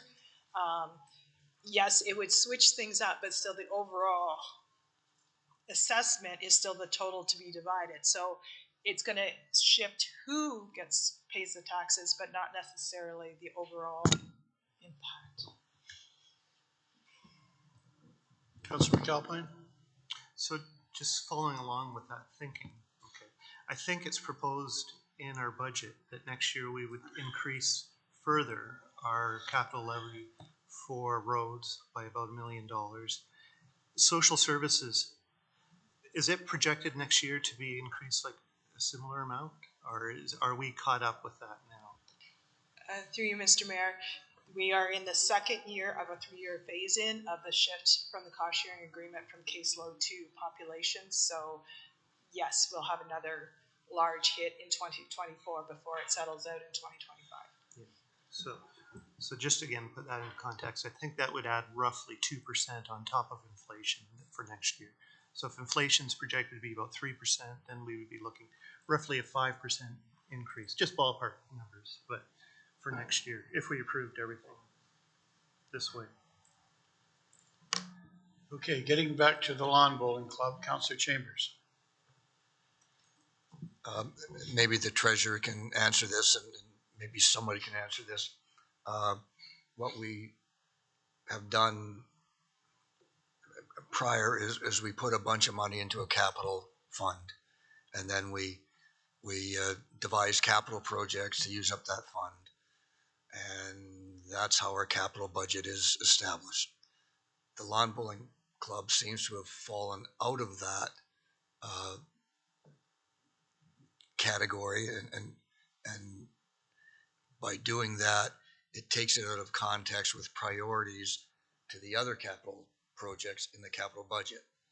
So I'm wondering if you put this in the capital budget and prioritize the capital budget, there may be things that are less of a priority than the lawn bowling club in the capital budget that we're not even looking at.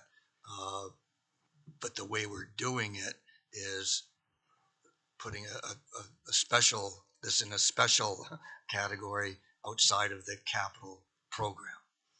So in terms of priorities, there may be something in the capital budget that is of a less priority than the lawn bowling club. So maybe we can look at that angle. And I just wanted to comment on what John has said with the comparators of the tax rates. North Dumfries traditionally always has been lower than everybody else. And for years, they were the poster child of a low tax rate. And then a few years ago, I think it was 2 or 3 or 4 years ago, I lost track, all of a sudden, they found themselves in a terrible hole, and they have a huge tax increase in terms of a percentage tax increase. So you have to keep that in mind when you continually keep your tax rate low.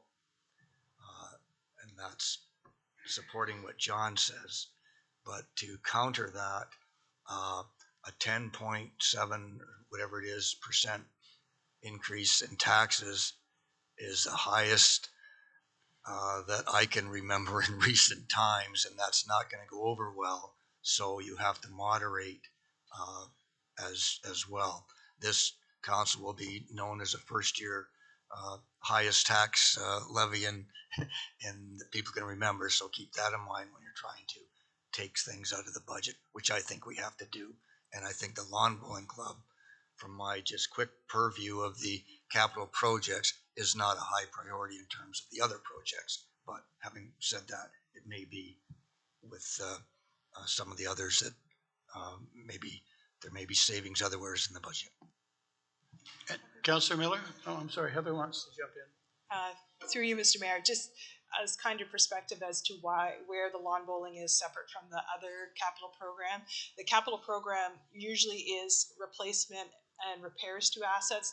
Those are the assets we already have that we're maintaining. And while we do have the lawn bowling, this is like a total replacement. And so that's why it's kind of outside and treated as a separate decision, because it's beyond just normal maintenance. But it can, if on council's direction, be pushed in to displace one of the other priorities. Thank you. Councillor Oakley. Through you, Mr. Mayor, just one question of staff and then potential amendment. My previous statement in regards to increasing the percentage of the project required to be fundraised, i.e. from 150,000 to 400,000, would I be correct in the assessment that then we would be able to remove the 150 there from that? Through you, Mr. Mayor, yes, correct. Okay, so I'd like to make an amendment to the motion to keep the project in, but require the fundraising to go from what was previously 15% off of 1 million to being 25% off of the current price, which is 1.6 million. Seeking a seconder in Councillor Bell. Thank you for that. Any other comments to that? We just want you to say that one more time for Alicia. She's trying to do 2 or 3 things at one time here. I would amend the motion to not take out the Paris Lawn Bowling Club, but instead adjust the fundraising requirement from $150,000 to $400,000 to go in line with our policy of 25% on projects over $1 million. And it has a seconder in Councillor Bell. Councillor Miller. Okay, we've got an amendment on the floor, so speaking to that, can we do that? That would have to be written into the agreement such that the fundraising, if it doesn't come through, the lawn bowling club doesn't go forward.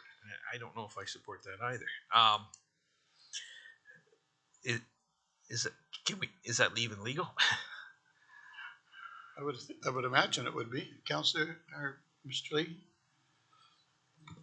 Sorry, through the chair, and I might defer to Heather here again. This is, I think what I'm hearing with the amendment is that the projects we're approving, we're moving the project forward, and there's some other sources of funding that factor into this as well. But in terms of having that increased fundraising piece, that removes the requirement for a draw on the current capital levy. So Heather, if I got that correct? To Mr., yeah, that's correct. So that works. Counselor Miller and then Counselor House. Okay, so that's a tall order for the club. It's not a big club. I'd still rather see it deferred because I think they should still go ahead and fundraise. Counselor House and then Counselor Pierce. They got all year to do it.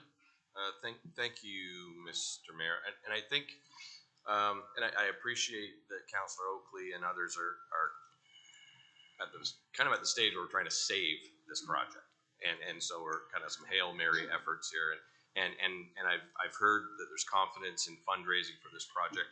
I might want to suggest tweaking the wording to establishing a fundraising target of $400,000 rather than requirement. And then, but the other factor is I want to suggest that, as I said before, the current lawn bowling club are not the only people to benefit from this project. So I think we should say that it's the users of the facility, which will go beyond just those funds. So it's not all on 65 lawn bowling members. It's could be the seniors, it could be other people from the community who want to support this. So it's not just the lawn bowling club. That's right. And we are hosting the 55 plus games. We have seniors, we have Lucy Marco that keeps us in line. This is going to be completely accessible for seniors. It's not to be considered just a facility for lawn bowling. Part of the price of this build is to rip down the old. We're going to have to spend money because the old building that's there now is needing help. It's falling down. So even if we weren't to do this, we need to spend money. The county needs to spend money to fix that place, put a new roof on it, put new windows in it, whatever it needs. So why would we do that and then defer it and then do it all, take them all out and build a new build next time? It's the time to do it, and it crosses over into many, many things other than a lawn bowling club. And I just think it's one of those things that if we ever lose it, if it doesn't become what we want it to become, it's still a very valuable piece of property. And we've seen what happens when we think things are safe, and then all of a sudden someone gets a brainstorm and gets a seconder for the brainstorm, and it's gone. So I feel that's going to happen to this if we don't protect it and we don't sort of act on it now. And it has been deferred a couple of times, and you can't keep doing that. If we had signage put up and if we take on the extra fundraising piece to it, which has come to us. I mean, don't forget, we stopped the fundraising for the health hub. So people have proven that if they want something, they will step up. And you'll be surprised where the funds came from the health hub. They weren't all just from Paris. They were from people that thought it was a good idea throughout the whole county. So to think that, Paris alone supported the health hub, it didn't. It was a county thing. It was a wonderful gathering of the whole county on behalf of a good idea. And I think you're going to find that here. Plus, we've already done something with the St. George Bowling Club. We've said that's important enough to support. So we did that last year. So the St. George has a lawn bowling club. So we're saying sort of St. George could have one. We think it's worthwhile, and it's recreational and caters to seniors.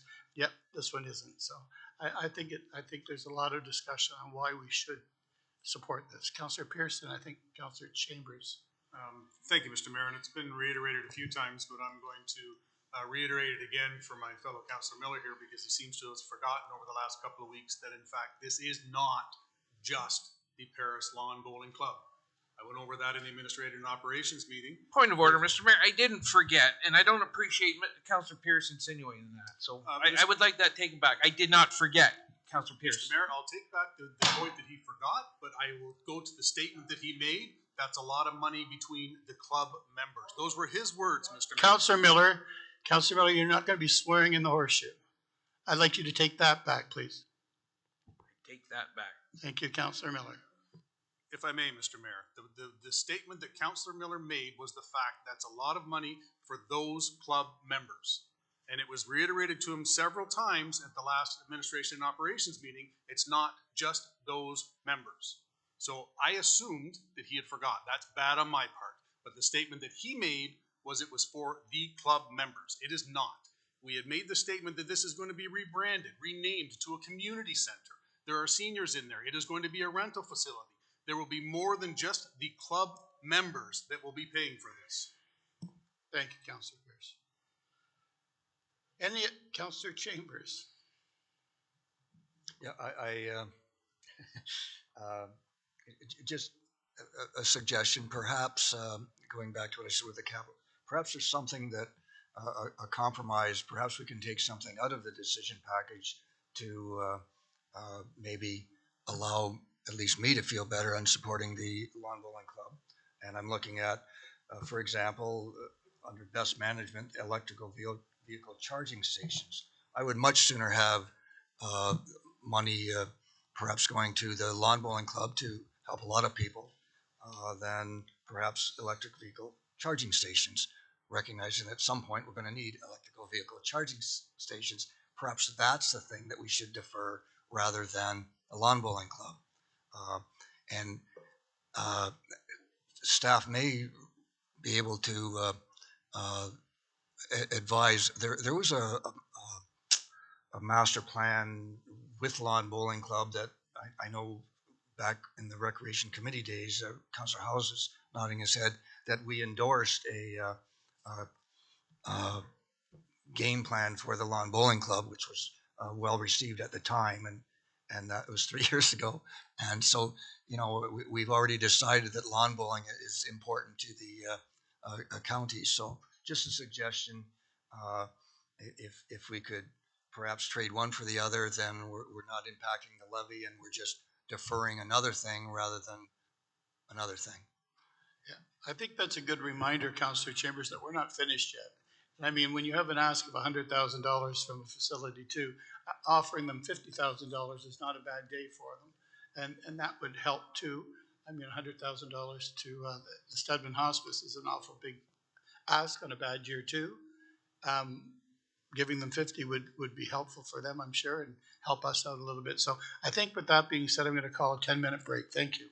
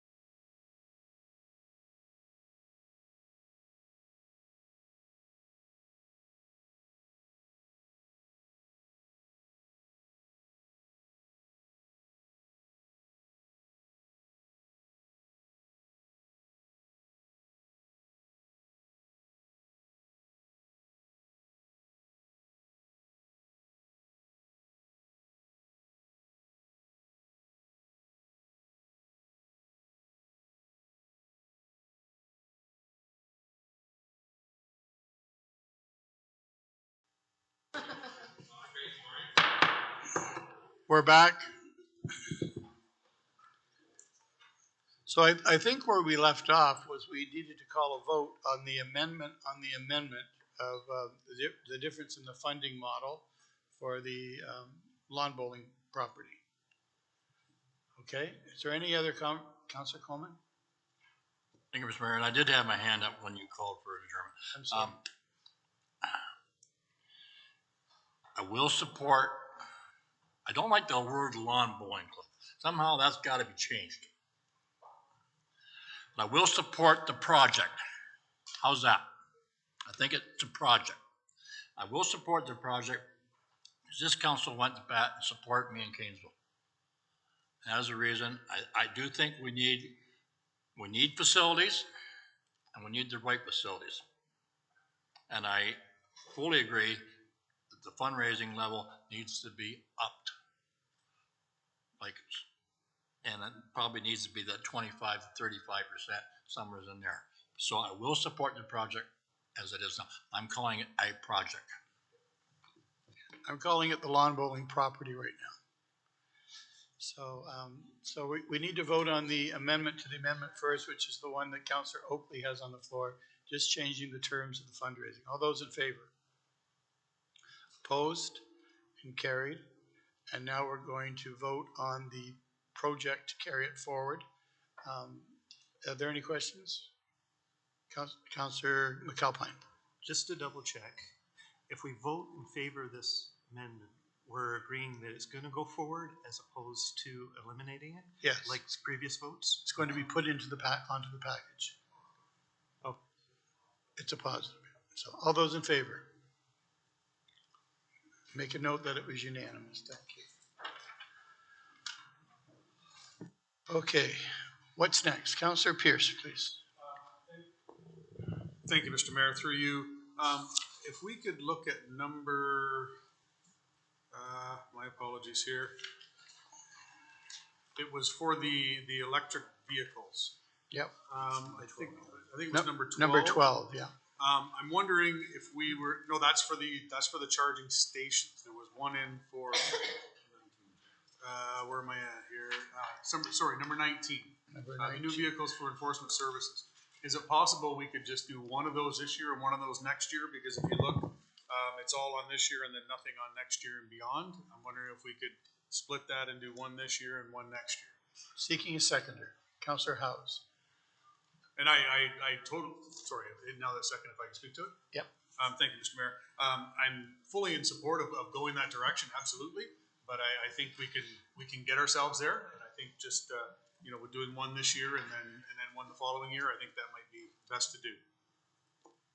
Any other comments? Seeing none, call the vote. All those in favor? Opposed? Carried, so that helps. Councillor Howes?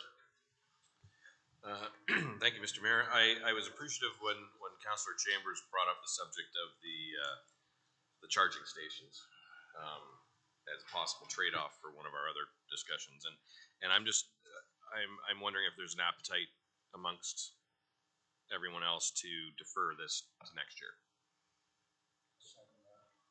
So it's on the floor with Councillor Howes. Can we get the chart put back on the screens, please?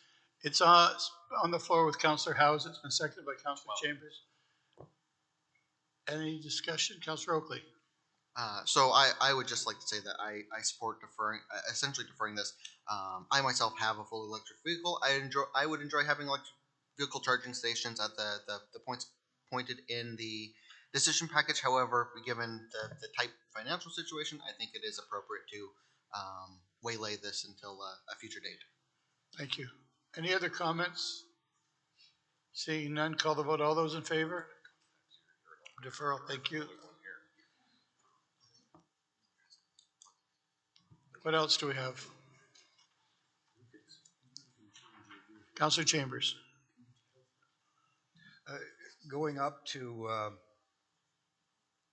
number 2, the forestry and horticultural coordinator, 6-month contract. I'm just wondering if that's something that our conservation authorities might partner with us on. I know they have expertise in forestry. Long Point and the GRC is for that matter as well. And that might be something that we can partner with them. Perhaps staff can comment on whether that's feasible or practical or not. Cindy, can you let us know whether that's a possibility? Yeah, through the mayor. So this position originally was proposed through a report last May, I believe, around the giant hogweed strategy. There was a report that Michael Bradley brought to council to specifically address giant hogweed in the county and have a resource to develop a mitigation strategy on that. So the intent of this position, for the most part, would be to work on that. Additional hours would support our forestry and horticulture program this year. Now the GRCA, I know, is involved with the giant hogweed as well, but whether or not, we would be able to partner with them on that, that's not a discussion we've had with them. So we could pursue that. I just can't guarantee that they would have any funding or resources to help us out.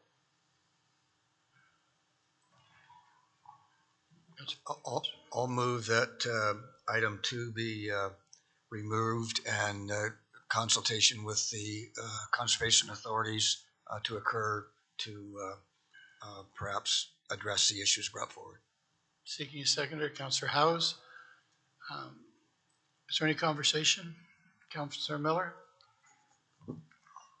Some things, if you defer, they get a lot more expensive later on. And I think this is one of them. It doesn't make sense for the Long Point or the GRCA to work on their properties, and we're not working on ours. And as you know, that giant hogweed, it's one of those things. It can, you go from one plant to 100 to 1,000 in a very, very short time, and we've already put it off many times. So I don't I don't like to spend money, you know that. But like I say, sometimes I think you got to spend a little now so you don't spend a bunch later. So I'm not supportive. Get rid of it. Any other comments? It's on the floor. It has a seconder to be removed. All those in favor? Opposed? It's defeated. Councillor Howes. Thanks. Thank you, Mr. Mayor. Just to keep trying different things, I'm wondering if I would move to defer the new vehicle for enforcement services. Seeking a seconder. It's $100,000. Oh, we did we? Sorry, we did that one? We did that. Okay, sorry. Okay, but that's right. Thank you. Yeah. Councillor McAlpine. Just going back for clarification, in the past, the Stedman Hospice, we financed that through the grants. Am I correct? We did when it wasn't quite this amount of money. Grants, we tried to keep around $30,000, $40,000 as maximum because they've come in as 100. Now, if we were to cut it in half and offer to give them 50, we could maybe take it back to grants. Yeah. But do we have the stomach for that? We'll get a seconder to get that on the table for discussion. Councillor Howes, do you want to speak to it too? Okay, thank you. Thank you. And I'm a huge fan of their facility. Absolutely. They've done great things for people I know and members of my family. However, we are looking at, significant tax burden to our community. I would like to suggest that we defer it to the grant program at a lower level. Seeking a seconder? Councillor, you brought it up first, so you can bring it up, Councillor McAlpine. So you'll second Councillor Howes? Either way. Yeah, I think noting too that we support other functions that they do all year round. Like I go to the Phyllis Gretzky Angel extravaganza at Christmas time, and I do the run for the hospice. So I mean, I think we show support as a county, not only financially, but the fact that we go to all their events and spend money at their silent auctions and just things like that. It's not as if we don't support them. We support them, and we're grateful that they're there. and we've all had, you know, we've all had need to use their services. And so I think that's a really doable thing. So does anyone else want to speak to that before we call the vote? Councillor Bell? Yeah, I'm reluctant to take this out. If anything, I'd be advocating to put more in. If we just look at our population growth and recognizing this is the only hospice we have in Brantford and the county of Brant, many of us have got stories we can tell of how well they have served individual families. I've got my own story, but I think if we're going to go in any direction, it should be up and not down. Thank you, Councillor Bell. Noting that the people of St. George and Glenmorris use Lassard House, which is a facility equally as wonderful in Cambridge, in Galt, and also the people in Burford and Harley use the one in Woodstock by the Toyota plant there, which is also a wonderful facility. So it isn't just the one facility that services Brant. We do have neighbors that have wonderful facilities that we don't support at all. And when you start thinking about that, why aren't we supporting Lassard House in Cambridge and Woodstock?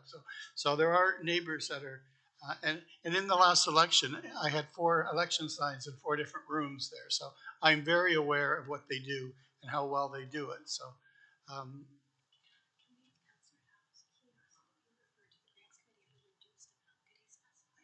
do you want to specify the amount you want it reduced to take it to grants? Or do you want to just reduce it in half and do it now? I was thinking about reducing it in half and then. Well, then we can do it here now. Sorry? We could do it here now then if we want to reduce it by half and give them 50,000. I see. Sure, I'll adjust to that, yeah. Councillor McAlpine, are you good with that? Leaving it as part of the budget instead of taking it to grants and voting on it now? The challenge we're going to have is if we're going to make any significant roadway to get this under the 10%, we almost need to be looking at $500,000 to $1 million to take out. I'm just going to point that out. I just think we have to deal with each package on its own merit. And if we get to where we want to be, that's a great day. But if we don't, I think we still should be doing the right things on every decision package to see if we can get there. But I'm okay with leaving it at the 50,000. See where that takes us. So we have a seconder to take it to 50,000 for the hospice. Leave it here right now. Is there any other discussion, Councillor Miller? It just in the broader context of things, just stepping back a little bit, because we have this discussion every year. 100,000 for STIP. Every year we have it, and it's gone through. Maybe sometime this year, we're doing the asset management plan. We're doing the long-range financial plan. Hopefully, we do a plan to help projects get underway in the county.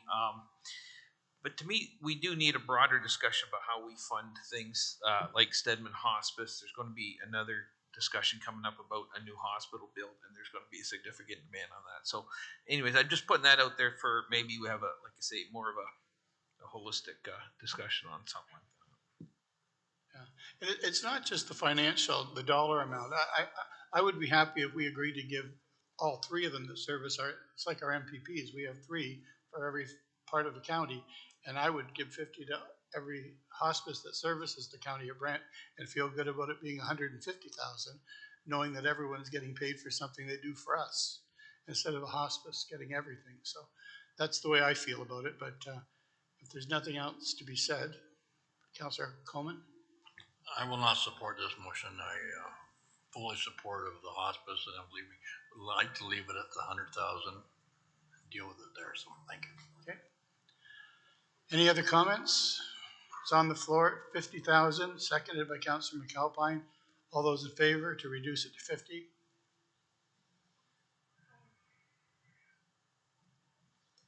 Opposed?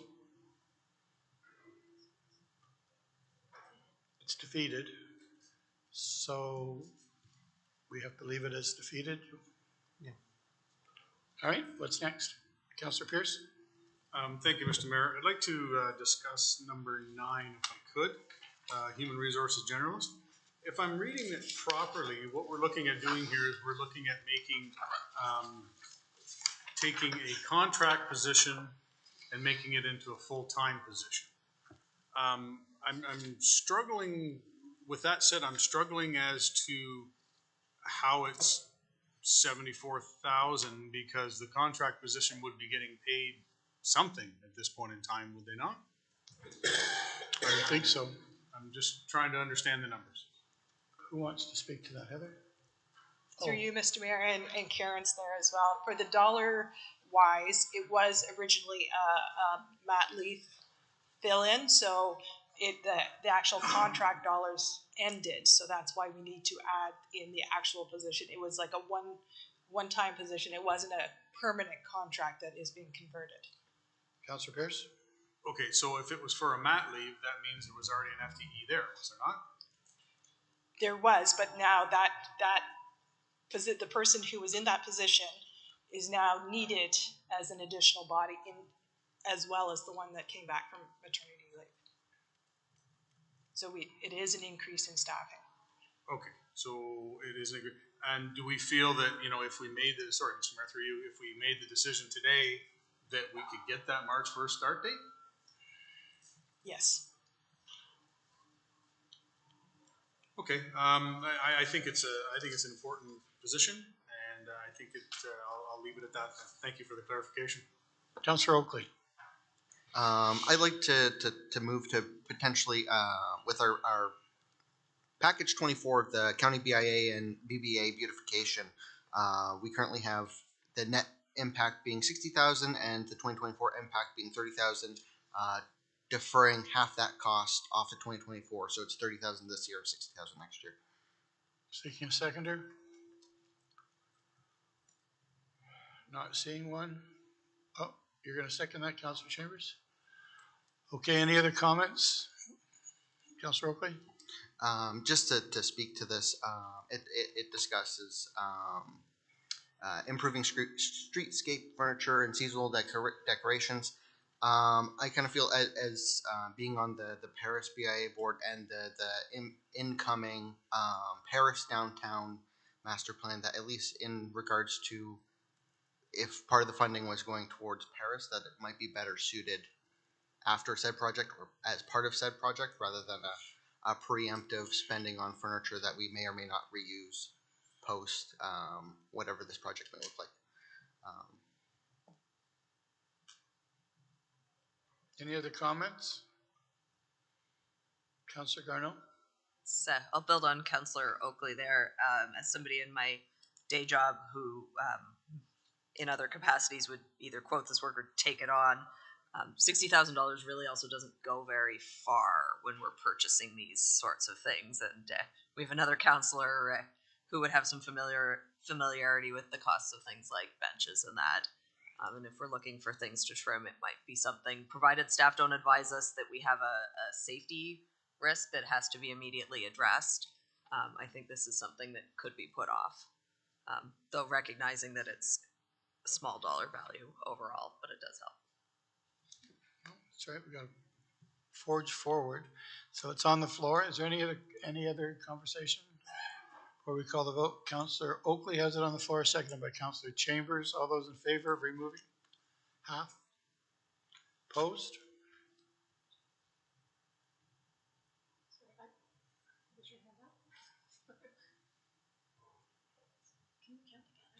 All those in favor?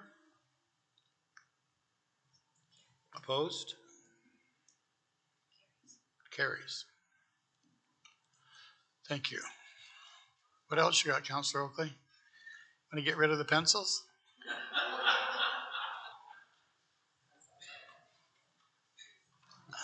We will not buy any more microphones. Councillor Chambers and Miller will have to share forever. Yeah. Anything else you want to revisit? What's our magic number?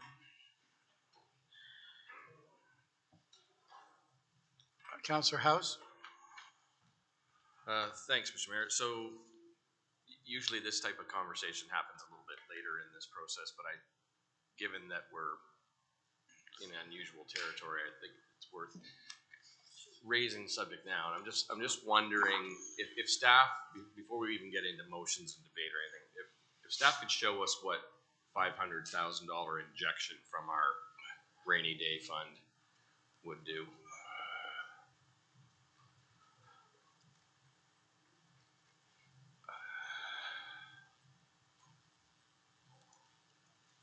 I move that we bring in $500,000 from the fund that holds the proceeds of the sale of Brant County Power into this it is a rainy day fund, and I think it's raining. Seeking a seconder. We would usually do that after, but seeking a seconder to get down the floor. Conversation, Councillor Oakley, Councillor Bell. Councillor Pierce, how do we feel about that? Thank you, Mr. Mayor. To speak to it, to Councillor, through you to Councillor Howes, are you talking just bring $500,000 to bring it down and leave it at that, or are you talking bringing in $500,000 and repaying that to that fund? No, I was, excuse me, the former of that.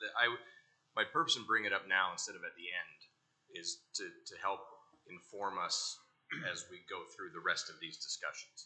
Okay. Sorry, Mr. Mayor, but that didn't answer my question. Oh, and to not repay it, like bring it in permanently.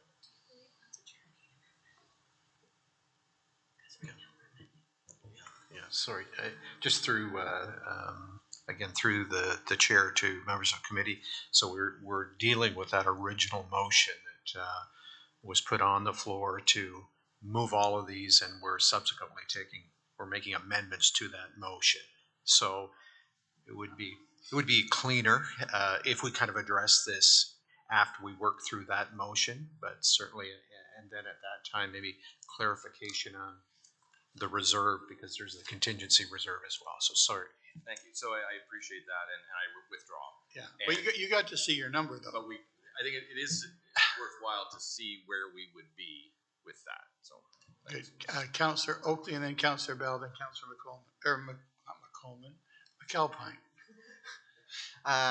Through you, Mr. Mayor, to staff, would it be possible to just add an extra column to keep that number on screen, just to help us keep it in mind without having it be a decision we've made?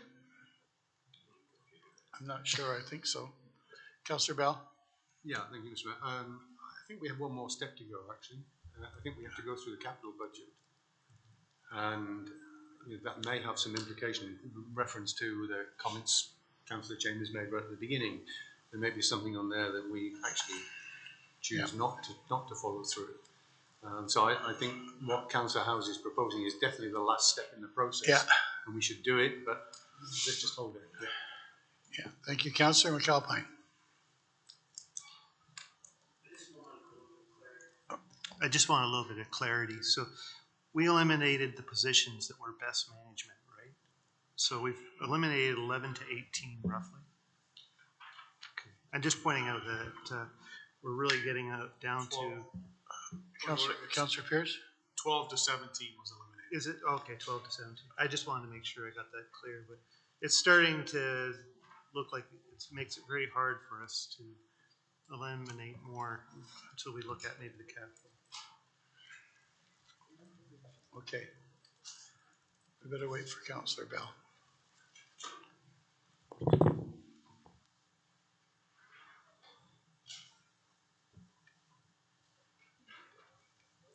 Is that pretty much it for the decision packages? We can always revisit. Yeah. If we're finished. Yeah. Councillor Bell, we're finished with the decision packages? You are? Yeah. Councillor Coleman? Question. Oh. What? You want the mic? We'll get down the floor first. We're a rural community and we share amongst each other. One of us is sick, we're all going down. What? No swearing. I don't use the mic to swear. We know that. Question: fully funding the capital levy. Is that at what point do we deal with that? Heather? Through you, Mr. Mayor. So the budget that, as it's now with the 10.1% increase, includes a fully funded capital budget with a levy of the same as last year and the same as 2021. So no increase. That being, sorry, that was wrong. In that is also approval of the 1.9, because you haven't dealt with that decision package. So if you go and revisit that and decide whether it's the million or the 1.9 or another number, that will impact the 10.1. Sorry.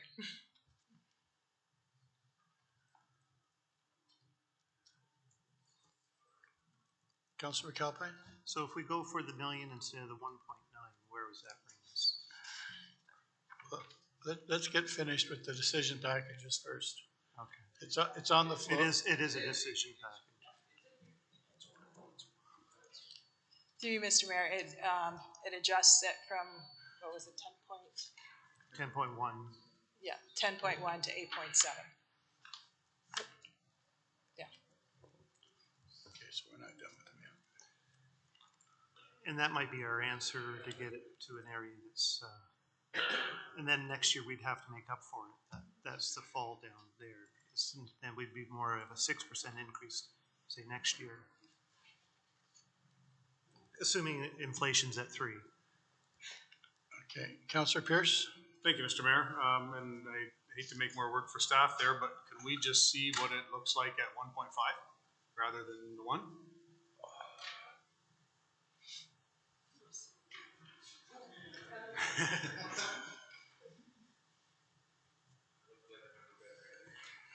Well, we're gonna have to make up for it, right? Councillor Bell and then Councillor Yeah. Chambers, yeah. I was hoping this one wouldn't come up for conversation, because I think we made the right decision, or the council of the day made the right decision, I think, in 2017, which was to keep funding in relation to the rate of inflation in this area.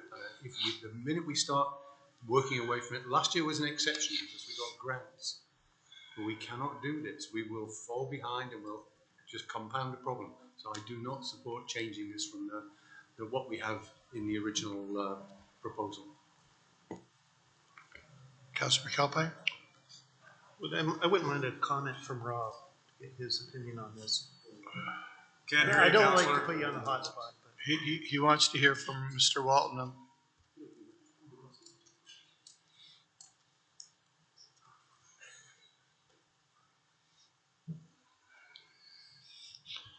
The real problem we're dealing with right now in the deciding what to do with the capital is this whole blip we've had recently with the inflation of, through the pandemic and whatever. And we're certainly not going to live with, what was it, 17% inflation or whatever for a number of years. So I think when you look at this piece of it, you got to look at it in a longer term scenario. And I don't think we need to look at a decision for this year. We should look at a decision for the next few years. And when we get the asset management plan, I'm going to tell you right now is we're going to be adding in. We're not going to be subtracting out. We're going to be adding in. So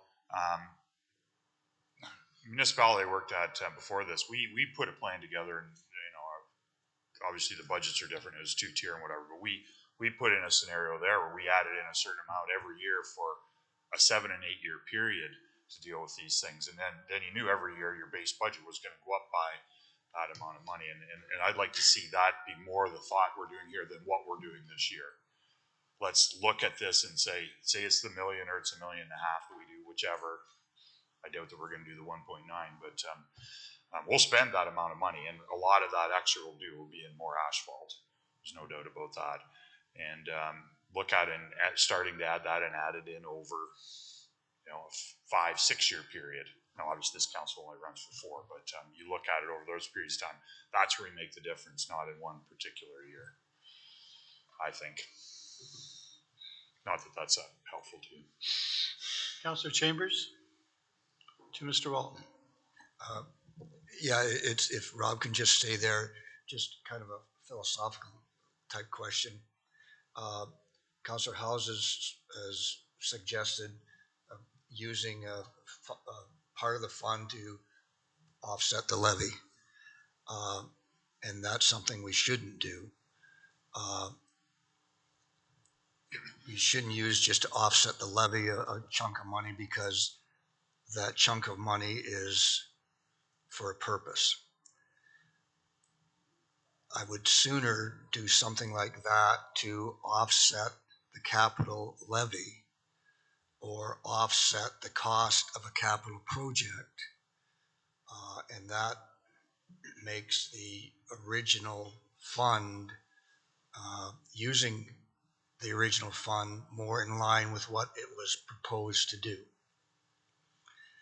And having said that, I'm just wondering, in terms of paying for capital asset management plans and this kind of thing, whether that can be used in terms of the capital budget framework, I'll call it, to offset and bring down the levy by bringing down the capital levy by using the fund for specific or a specific purpose.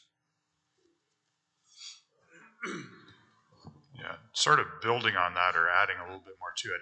I think what you want to watch out in that too is under asset management, we will be looking at what the long-term need is for upgrades. And I wouldn't work on decreasing that amount over that. I'd look more specific at one-time projects where this is a one-time project where we could fund it from that to deal with, because those long-term ones, they got to be paid for over time and continuously. So you never save on those. Where you cut those, that's where you end up at, the 0% for 10 years, and then you have double digits for the rest of your life, sort of thing.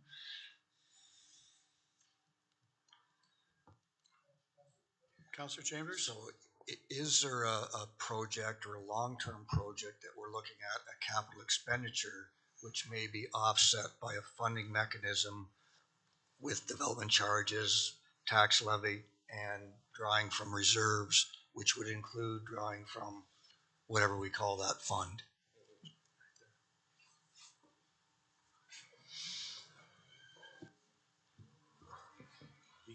Heather? Go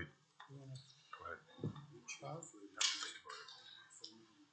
Through you, Mr. Mayor, that we are probably going to have to look to the Brant County Power Reserve as part of the Trillium Wave funding. Like, it is in here funded from reserves, but we are going to come back with a specific report as to what particular reserve, because that one's a little different. I know there was a previous report, but it didn't get into those details. So probably it will be used for Trillium Way. We can, council's direction, go back and look and see if there's another project in the current budget to apply it to. But again, the savings there would still be impacting the capital levy. Like, that's the only way it's going to help here, so that the levy itself isn't moving, which is what we're trying to achieve. That makes. Councillor Chambers? So you're suggesting that staff may look at the budget, if given time, to perhaps assess a scenario where Councillor House's suggestion may come into play, without just saying use $500,000 to reduce the levy. And it's easier to explain that kind of thing than the other way. And I would be supportive of, and I don't think we're going to approve the budget today, but I'm thinking that another budget session with those scenarios might be beneficial to the council in this budget deliberations. Mr. Lee? Yes, through the chair, to Councillor Chambers, I would agree. I think that could be certainly homework coming out of today's session, is to go back and look at our capital program and how we might deploy that reserve or reserves in that fashion. But it's not something I think we'd be landing on today, but that could be a takeaway, an action from today's session to return.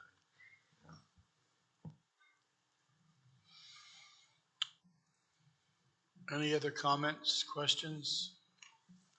Thanks, Rob. Thanks, Heather.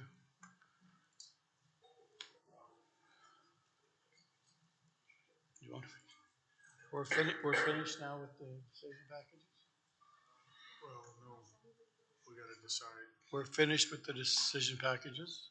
We gotta decide the capital levy increase. With the amendment.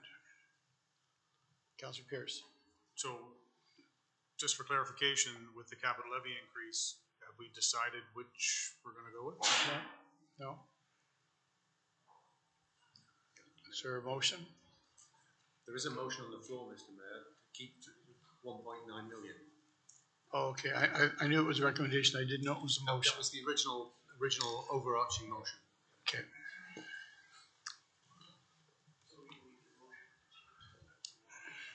Yeah, you'd need a motion to change it if you decide to do something different.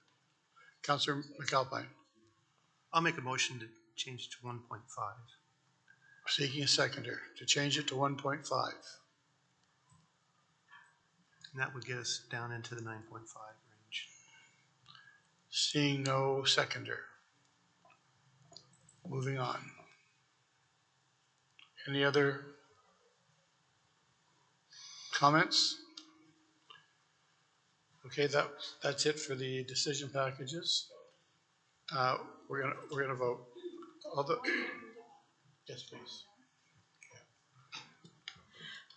All right, through you, your worship, here is the current motion as it stands. That the following,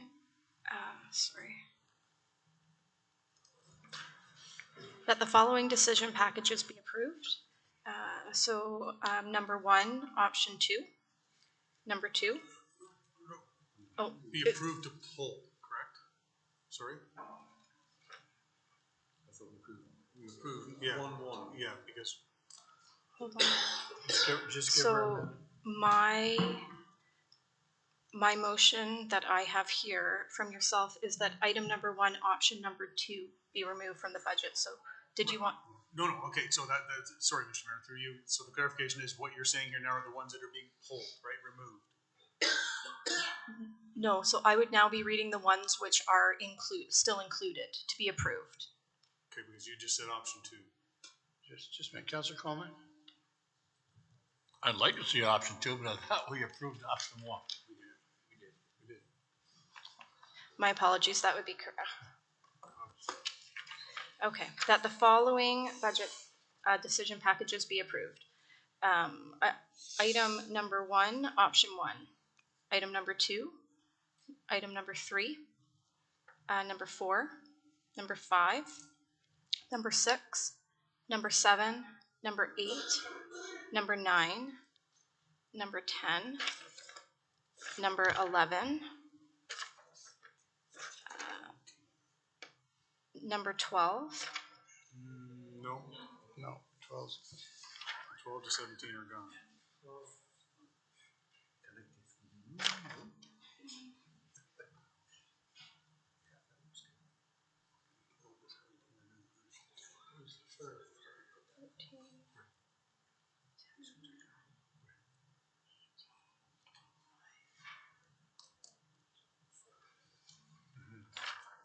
Just give us a minute. There's lots of balls in the air right now.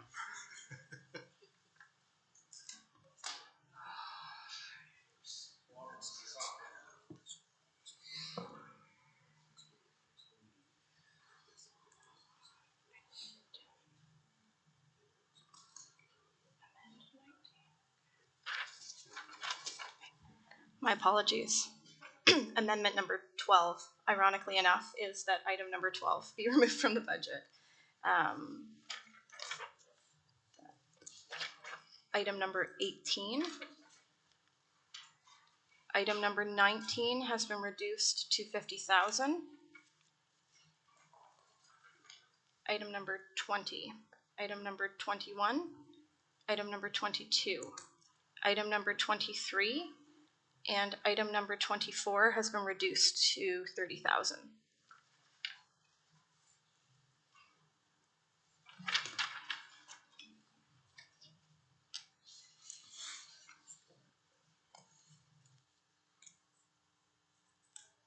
You have number 27. Well, we gotta do 20, 25 is it? Yes, and item number 27 being the Lawn Bowling Club would be added to as a new decision package.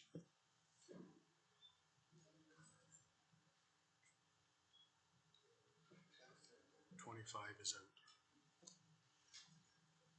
Yes, item number 26 has been referred has been reduced to 50,000.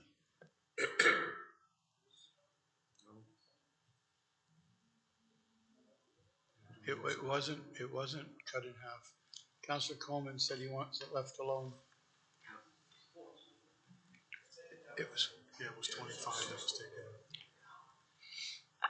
Through you, your worship, yes, I apologize, that's correct. That motion was defeated. Number 26 is included in full. Councillor Pierce. I think it's just number 25 is out though, correct? That was out. That would be correct. 25 has been removed.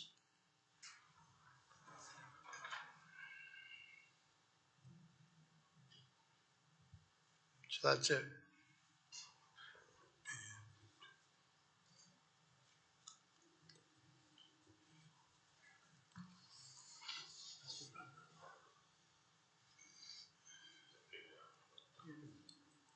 Staff need any more time? Do you need any more time?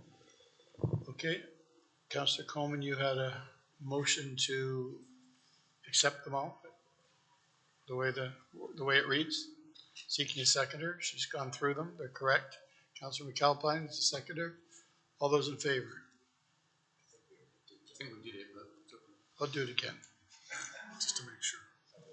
And that's good.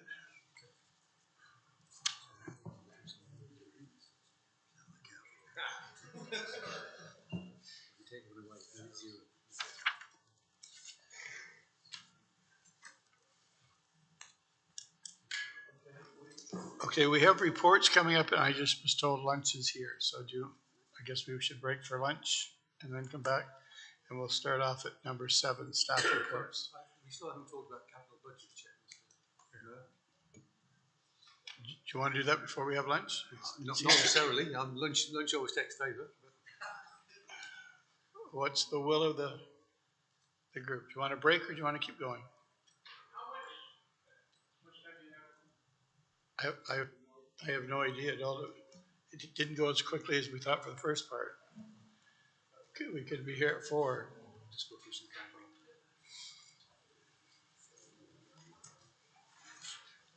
Do you want to keep going? Let's keep going. Whatever. Do you want to keep going? Is that what you want? All right. Capital budget.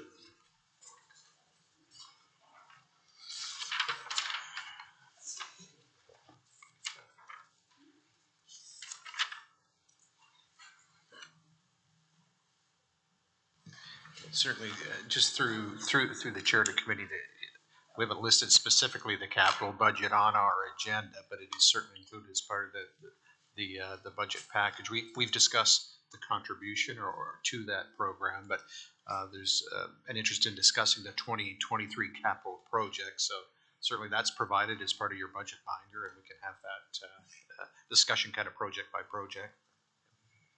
Councillor Pierce. Thanks, Mr. Mayor. If I could just get some clarification as to, I guess the project ID is, now that I've got my pen through it, I believe it's RDS 323 for the low volume road rehabilitations. Can I just get clarification on what that means? Is that like potholes or tar and gravel, or like what does that encompass, if I could? I think that's Rob again. Through the mayor to Councillor Pierce, this would be the gravel to hard surface roads, keeping them up after they've actually been converted. That's part of it. Okay, I guess my part B on that, is there, and I know I don't want to just push the problem forward, but is there any of that can be moved to 2024?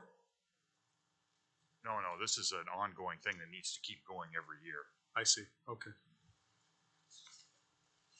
Councillor Miller, you're next. Yeah, thank you, Mr. Mayor. Through to Rob, the Bishopgate Road improvements, and then you have an interchange. Now, that interchange is not going ahead, obviously, this year. Can you talk a little bit about the Bishopgate Road improvements, and what do you mean by interchange? Rob?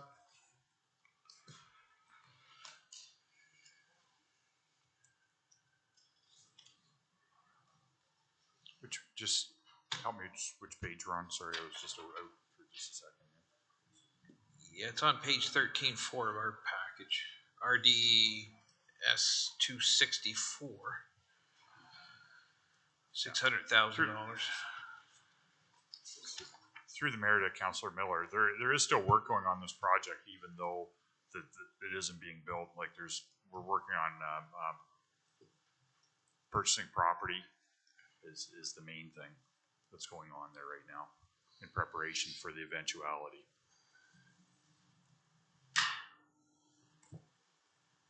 Councillor Pierce? Thank you, Mr. Mayor, and if I could, what is it, on page 13.6, solid waste, SOL 023, the leachate offload station. We just did a little tour of the facility the other day there. Again, I thought a couple things here. I thought the work that was done at Biggers was going to help us with the issue of leachate. Again, I'm just wondering, is that going to be something that is completed in 2023?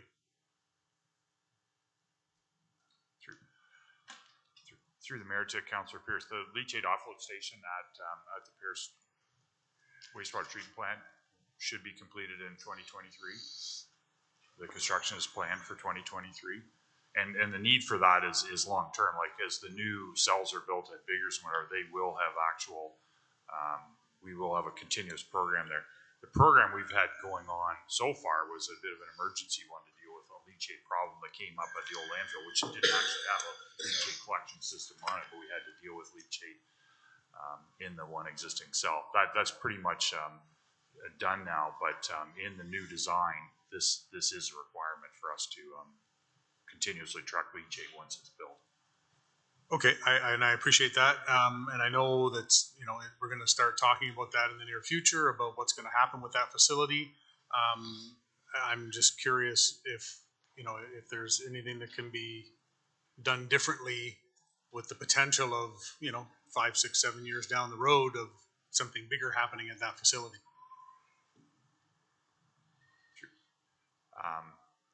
Which facility are we talking about here? The land? So, sorry, down at the Race Street. Down at Race Street, wastewater. Yeah, so there's the EA is going on right now for the proposed improvements there, which probably 2 to 3 years from now will be coming under construction. And this certainly is something that needs to be done ahead of that. Okay, so that's not one. This isn't going to impact what's okay. Thank you. Any other questions? Councillor Miller? Just a question on the bridges and culverts. There's you got quite a list. Which page are you on, Councillor? On the bridge page, no, it would be page 1317. Bridge page 1316. Just again, going back to what the transportation master plan talked about, you may be removing some of those. Can you talk about the spending, and are we spending money on bridges that will eventually be discontinued? Through the mayor to Councillor Miller. So I'd like to talk just a bit about what we did in the transportation master plan and those 7 or 8 bridges, I believe was the number that we talked of the eventuality of possibly eventually removing them. And what it said in the transportation master plan is this is the first notice to the public of these bridges that this could be a consideration in the future. And I think it actually was my idea to do that, because I think as we look at some of those, there's some of them that clearly won't be rehabilitated. Some of those maybe will be, but it's a decision that needs to be made. And if you don't eventually start talking about your infrastructure and stuff you're going to replace and something you're not doing a service to the public as they buy farms and other things around them. So that's the first mention to the public of that. No, there's not any major money being spent on any of them under this. There's 2 things you got to look at in bridges. There's what we talk about in the transportation master plan, which we talk more about where you need to increase capacity and the like. And then there's the Ontario structure legislation where we have to every 2 years inspect them and report on them and then carry out the program. So this work all falls out of the OSIM, we call it, the every 2-year inspection. So those are done, and we follow that quite rigorously. And we're probably in relatively decent shape on that right now, knowing that what our asset management plan is going to tell us is that in about 20 years, there's a big wall coming there, a whole bunch that will theoretically need to be replaced. Because they say, you know, our concrete structures, they mostly say that at 75 years, they've reached their end of life. I believe that for some of them, that's true. I believe for some of them, we'll find ways to do things like they do in Europe, where they keep bridges for 800 years. And then we'll also find ways to deal with things like where we actually close a road to the public, but keep it there for active transportation and the like, and turn it into a different purpose like we did down at Brant Mill Road. Just a follow-up, and I appreciate the answer. You know where I'm going with that. I don't want to spend money if you're going to close it in 2 years. But having said that, at Roma, we had a really good discussion about other municipalities. They're struggling, right? Because they got bridges to close it. And it is hard to do. It is hard to do. You could have 2 people going over a bridge a day. That's it, and they still get a lot of blowback. So I think it doesn't hurt to have that discussion and look at it. When that happens, I don't know, but I assume it'll happen sometime in this term of council. So something we all got to be ready for. So, but I appreciate the answer. Thank you. Councillor House. Thank you, Mr. Mayor. Question for staff related, it might be a Heather question. Related to page 13-27, the $15 million for Trillium Way affordable housing, which I think at one point we hoped was going to be 12 million, but now it's 15 million. We know things are more costly to build now. Does that 15 million already reflect using what's in the affordable housing fund to get to 15, or not yet? Through you, Mr. Mayor, yes, it already reflects using the Affordable Housing Reserve. We would use the Affordable Housing Reserve, we would use the Social Housing DC, and then there is a report that has to come back to fully to direct whether we're using the Brant County Power Reserve to fund the balance of that. Michael had done a previous report, I'm thinking last March, with some broad outlines of how to fund that project. Sure. And so that's an example of where Councillor Chambers follow up to my discussion about tapping into the reserve might be an appropriate way to reduce the overall tax burden via a different way that's more appropriate to that funding. So thank you. Councillor Bell, you're next. Thank you, Mr. Mayor. Just following up on that, if I may, with Heather, when do you think you'll bring forward a report on how we fund Trillium Way? Through you, Mr. Mayor, I'll circle back with Heather Boyd and give you an answer the next time if we meet on budget. Thank you. Second question is in relation to the Burford Skate Park. And I should declare a conflict of interest because my grandson uses the Burford Skate Park. But I see on social media that there's a program where we're trying to raise, or the people that want this skate park are trying to raise $600,000. And I just wanted to understand that in the context of our own budget, we have $235,000. Are we making a contribution? Are we doing everything? And if we are, why is there a difference between the two numbers?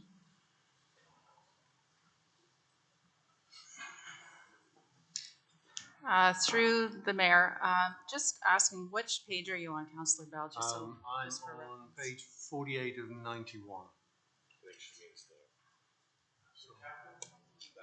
Oh, that number? Oh, it's PRT 303. Oh, okay. I haven't got that. I've got page 48 of 91 of mine. So. 1310, I think. Is it? It's in the 1310, yes. Yeah. 1310. Okay, thank you. Misaligned between, yeah, PRT 303. And what's more interesting is they say they've actually raised $240,000. So I'm not quite sure how this all fits together. I'm going to defer this question to Kathy.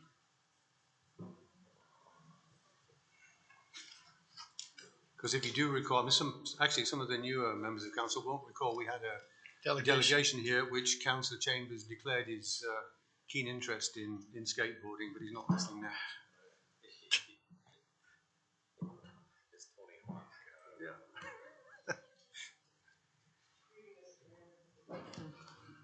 Sorry, there we go.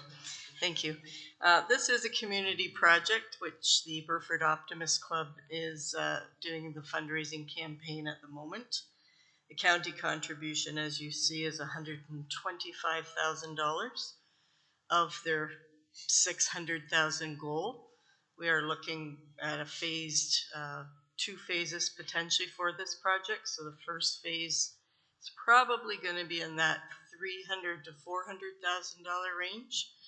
They have been successful in getting some fundraising efforts going, which has been quite positive.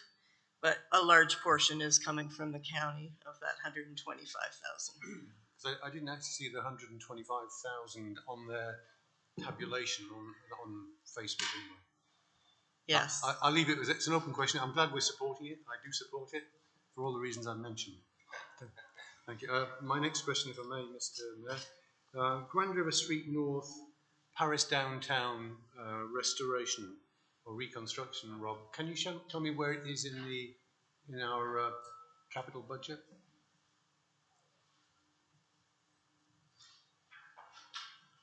Who's going to know that, Rob? Allison's trying to find it for me here in the actual pages, but the idea of the Paris Downtown Master Plan is for us to do more consultation on it and some decisions in 2023, working towards like 2024, 2025 is the actual construction. So do we have any money in this 5-year forecast for that? Yeah, give me a second to look it up. Okay. There is something in there somewhere. Okay. If I can ask my next question, which is again relates to the master transportation plan, which, if I understand correctly, has gone through its public cycle, needs to come back to us for a final approval. When it comes back for a final approval, I will make an amendment to it, or propose an amendment to it, that we actually do a study on the Green Lane Bridge option, not in the 2030s, but now, so we have a sense of how much money we might need to accumulate to address that problem. It comes back to the issue Councillor Miller, or comment Councillor Miller made earlier. It seems to be good practice, if you know you've got a very large expenditure in the future, that you begin to start accumulating funds now. And I don't really know how much we would want to accumulate to provide a Green Lane Bridge, because we don't know, we haven't done the study. And if we put the study off 10 years, then we're just shooting in the dark again. And I would like staff to just comment on whether we can bring forward that study, and if we can we include it in the budget for this coming year? Through the mayor to Councillor Bell, I believe that what the Transportation Master Plan said is that the study for that is 10 years out to do. Correct. So there's no real way of telling what the price of that infrastructure would be without doing the study. Correct. Staff believe that in today's dollars, it's $80 to $100 million for that project. But I think it is actually more, I'm getting a little bit off topic here, but what I wanted to see was it included earlier, because we need to understand all the issues and the consequences of it, because we're going to run into a huge traffic problem here in the county. If we can't get the province to give us the intersection at Bishopsgate, and we got nowhere the other day with the Minister of Transportation on that, we do have to address the fact that our town is going to get more and more congested unless we address this. And I'm not able to actually answer the questions confidently to residents who continuously bring this up, whether it's in the north end of Paris or the south end of Paris or the south end of Ward 1. I mean, it's going to be an issue that I think we need to get ahead of. And what I'm suggesting is we do a study earlier than 2030s, so that we are in receipt of an understanding of how much money we need to start accumulating for the day when we have to build that bridge, or when we can build that bridge. Councillor Pierce.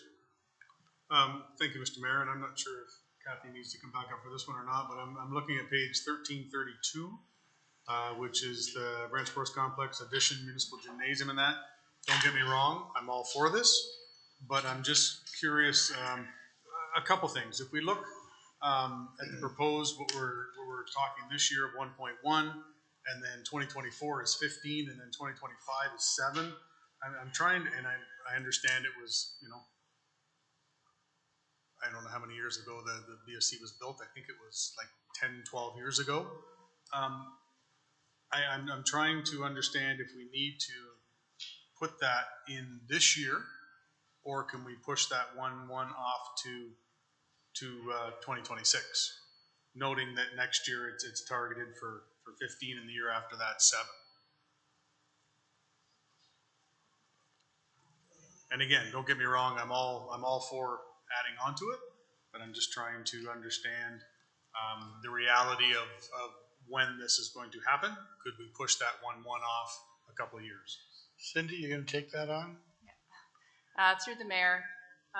So I believe in 2019, there were funds approved in capital to move forward with the architectural design phase of this project. And due to the pandemic, that all got placed on hold. Given, you know, escalating prices on everything, if we want to proceed in 2023 with the architectural design phase, we need to inject further funds to cover that off. So the way that it's structured in the budget is that the project would be phased in over the next 3 years if council desires to proceed with the architectural design phase this year. If we do proceed with that this year, the intent is that we could then move forward with construction sometime in 2024. Okay, I appreciate that, but what I'm trying to understand here is it's got life-to-date budget is 1.1. Now, is that life-to-date as taking into consideration that 2023 1.1, or is it already 1.1 has been put into it? Through the mayor, the 1.1 was previously approved back in 2019. Okay. Yeah. Thank you for that clarification. Again, I'm not 100% sure what all these things cost, but would 1.1 million not cover architectural designs for this facility? Through the mayor, it would not, given escalating inflation prices. We need additional funds. Sorry, Mr. Mayor, through you, just for the design? That's correct. That blows me away. I can't believe it would be like over $1 million just for a design. We just went through it with the library. The numbers are staggering.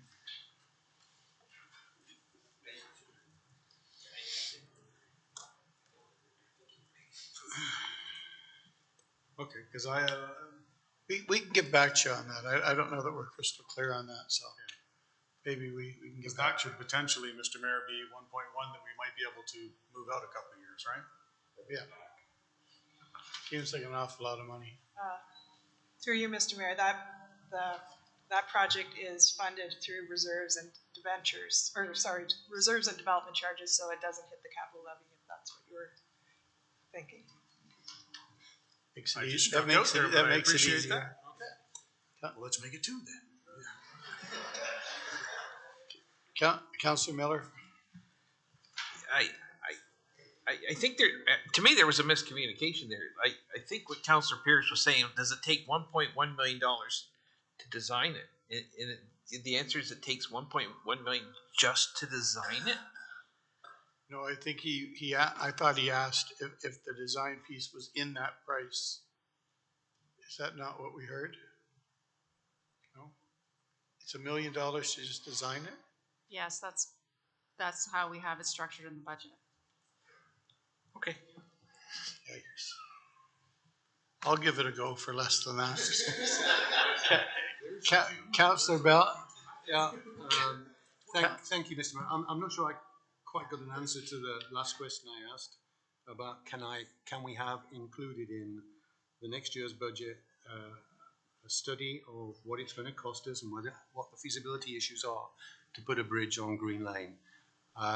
We're going to need this, and we're going to need it sooner than 2031. And if I need to make a motion to do that, I will happily make a motion to do that. But I would like to pass it to staff and have them consider it and add it into the capital budget for the coming year. Is this the time to do that? Rob's going to respond. Through the mayor to Councillor Bell. What we have to do here is follow our transportation master plan. We just completed it and did the public consultation in November. And it said that in 10 years, you need to do a study on this. So we need to follow that. Like, it's not the only transportation issue in the county. And we put out a project there to deal with this. And it's to do the west bypass and do that. You know, partway through that, if we find that there's level of service issues that change that, then we'll have to change the strategy. But there's a strategy there, and we put it forward, and that's what you need to tell the public. If I may, Mr. Mayor, the Moss Transportation Plan was brought to us. We gave it draft approval. It's gone out for public consultation. We have not approved it, and when it comes to approval, I will make an amendment that says we should study this much earlier than we're planning to. Not simply because it's the right engineering answer might be 2031. The right political answer is now, and we need to understand that. And therefore, if it doesn't fit in this particular forum, I'll accept that. I'll bring it back, but it is going to come back. If I may move on then to two other questions. We are going to spend something like $30 million on new recreational facilities in Paris in the next 5 years. I would like to have us at council have a review of that. It's a huge sum of money, and I know that as I walk around and I talk to people, and others have heard the same, they're not necessarily wanting what we're offering anymore. There's a huge swell that wants to have a swimming pool in our community, and we do not include that. So I'm not saying that we change things, but I would appreciate if staff could bring back the recommendations so that perhaps our 3 new councillors can see that as well, and that we can reflect on new information that's come in since we approved that, I think it was 2019, Cindy, so it's quite some time ago.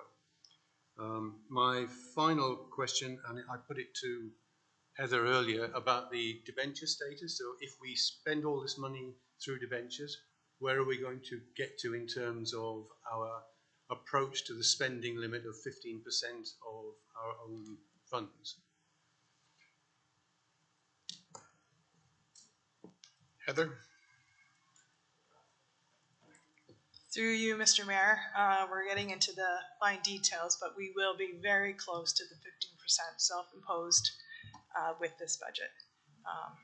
Now that comes with some cautions because it's based on our own source revenue. So as that increases, our debt capacity increases as well. So it is a moving number, but yes, it is something that definitely is part of the long-term financial plan. Through the mayor, but so am I right in thinking then, Heather, that we've moved from, I think it was 8% to close to 15% in one budget cycle? Through you, Mr. Mayor, yes, that's correct. There is a number of bigger items, as you noted, in the budget. So that rather limits our capacity going forward. So it would limit our capacity going forward. Correct. So I know you're going to do this, but I think we need as a council to have a sense of what that's going to project out over the next 5-10 years to answer the very questions that Councillor Miller was posing earlier. And I know you're going to do it, so thank you. Are there any other questions? Councillor Miller and then Councillor Chambers. You want to go here? I just want to ask, what if are we moving this today? And what does that? That was one thought. Okay. My question is, what does it commit us to? And I'm asking it in reference to the library. We got a $9 million expenditure listed on the books. And I always was under the impression that would have to come once we've seen more details on that. So I'm just wondering, approval of this, what does it commit us to? Heather? Through you, Mr. Mayor, specific to the library or, Use the library as an example, sure. yeah, so it's in the budget, so those funds will be committed.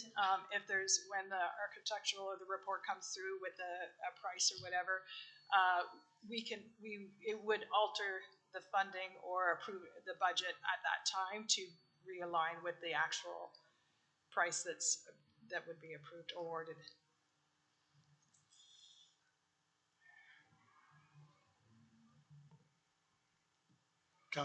Councillor Chambers? I was trying to wait till all the questions were asked, and then I have a resolution that I would like to put on. All right. And the resolution is this, whereas it is the desire of the council to reduce the 2023 tax levy, be it resolved that the budget team review the capital budget to identify projects that may be deferred within the 5-year plan and or alternatively financed, going back to what we talked to before, for council's consideration.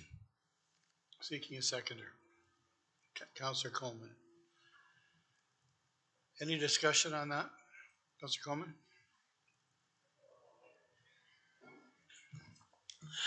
Thank you, Mr. Mayor. The thing that bothers me the most is I would like to know what everybody looking for a tax increase, the percent. And that's never been said. Some people are they're quite comfortable at the 10, 9, 8. I'm comfortable at 5.5.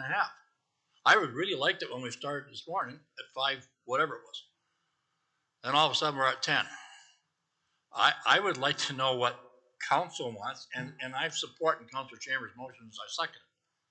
But I think we need to have that goal in mind, what we would like staff to come back with. I talked to staff at the break this morning. I think we need to take some of that rainy day fund and inject it in there to bring the tax increase down to a level that the ratepayers can be, pardon my language, half-ass satisfied with. I think it's a very, I'm sorry, I call a spade a spade. Everybody thinks you can say spade. Okay, spade, fine. Everybody thinks they can do everything, but there's Councillor Bell mentioned the high level of the new bridge, whatnot. It's a big Christmas wish list, huge list we got out there. The arena, everything else to go along, the pool. God knows, Councillor Chambers and I, we argued over this pool 10 years ago. We needed an indoor pool. We got shot down. There's only about 2 councillors left here that went along. I just would just like to know what people want. And I'm not hearing it that we can go to a 10% increase in taxes. I would like it 5.5 or roughly, somewhere in there, that is acceptable by the ratepayers. Okay, Councillor Pierce and Councillor House. Thank you, Mr. Mayor. So I'm just not sure if we're speaking to the motion that Councillor Chambers has on here first, and then we'll get to this discussion, because I think that's the proper way to go, but I would like to comment on Councillor Coleman's. Yeah, it is a couple of conversations. So I think we do have something on the floor, seconded by Councillor Coleman. Are there any questions to that? All those in favor? Opposed? Carried. Now we'll talk to Councillor Coleman's concerns. Thank you, Mr. Mayor. Through you to everybody, I guess. I'm a taxpayer myself. We're all taxpayers. At the end of the day, would we like the lowest taxes around? As a taxpayer, absolutely we would.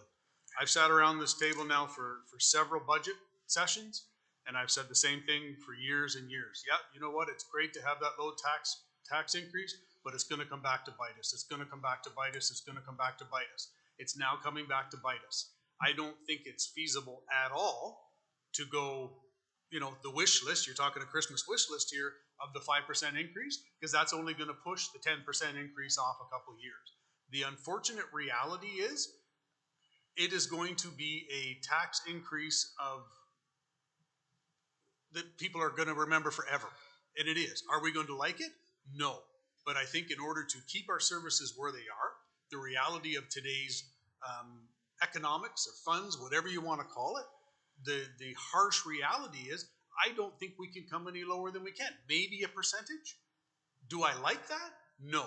But is it something that is going to be necessary going forward? Absolutely.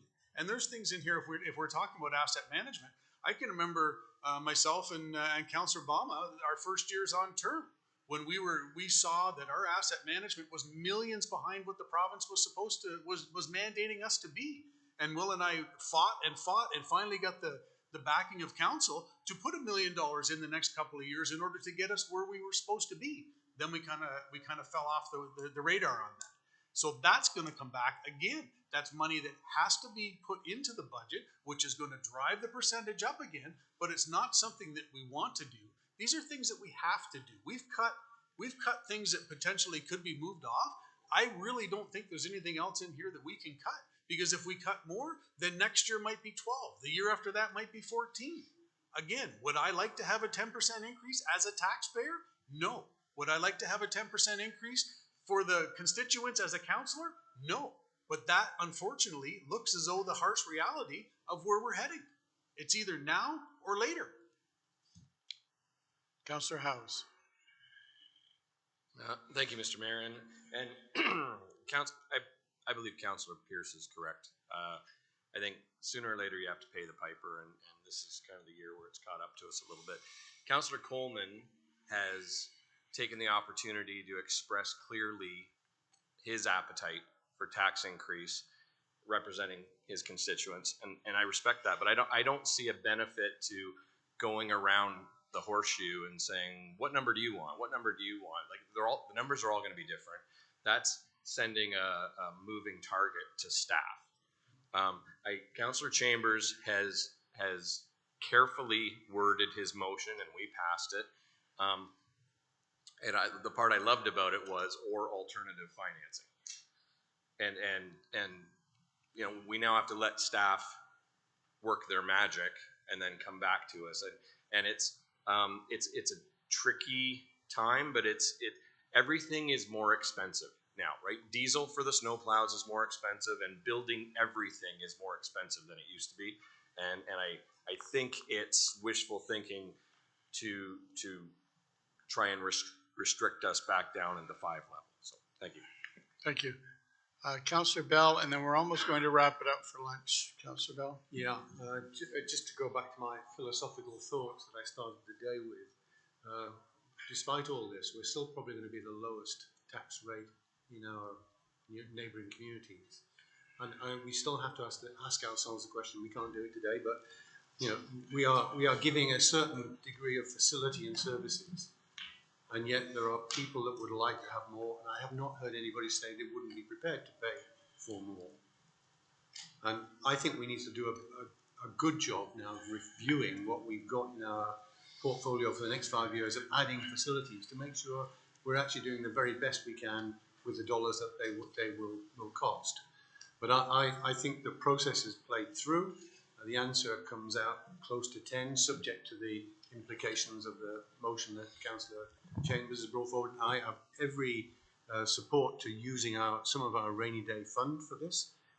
Having been a director of Brant County Power at the time we sold it, you know, I felt we did the community a disservice by not using that to the benefit of the community, and this is the time when we do it to the benefit of the community. So I'm not looking for 5, Brian, I'm sorry.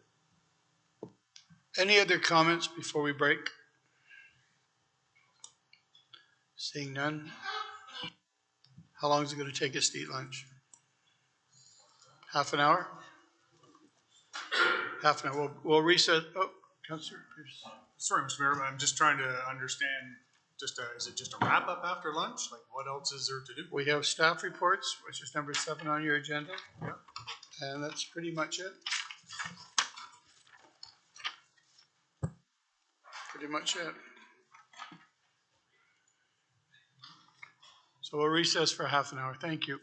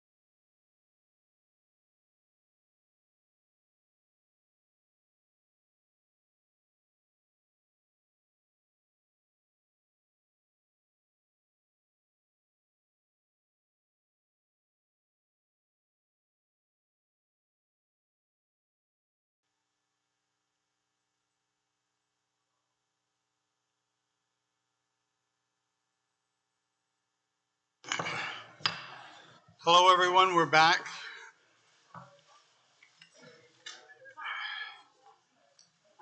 The rest of the agenda is not very long at all. It consists of a couple of staff reports. The first one being 7.1, which is Heather. That's okay. Yeah.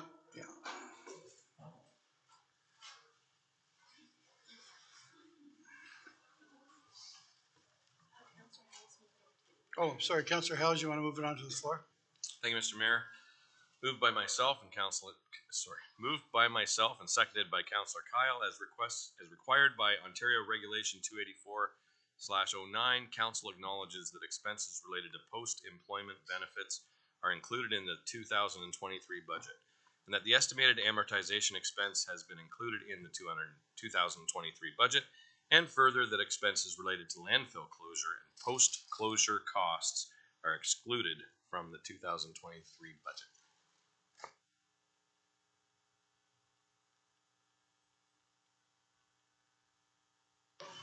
I'm sorry, are there any questions for Heather? Councillor McAlpine? So just to be clear, like the closing costs for the landfill, that's something we're gonna have to keep in the back of our pocket. It could be millions of dollars in the near future too. Through you, Mr. Mayor, yes, that's correct. Like, when the costs are going to be incurred, we'll put them in the budget at that time. How far in the distance are we looking? I would have to look to Mr.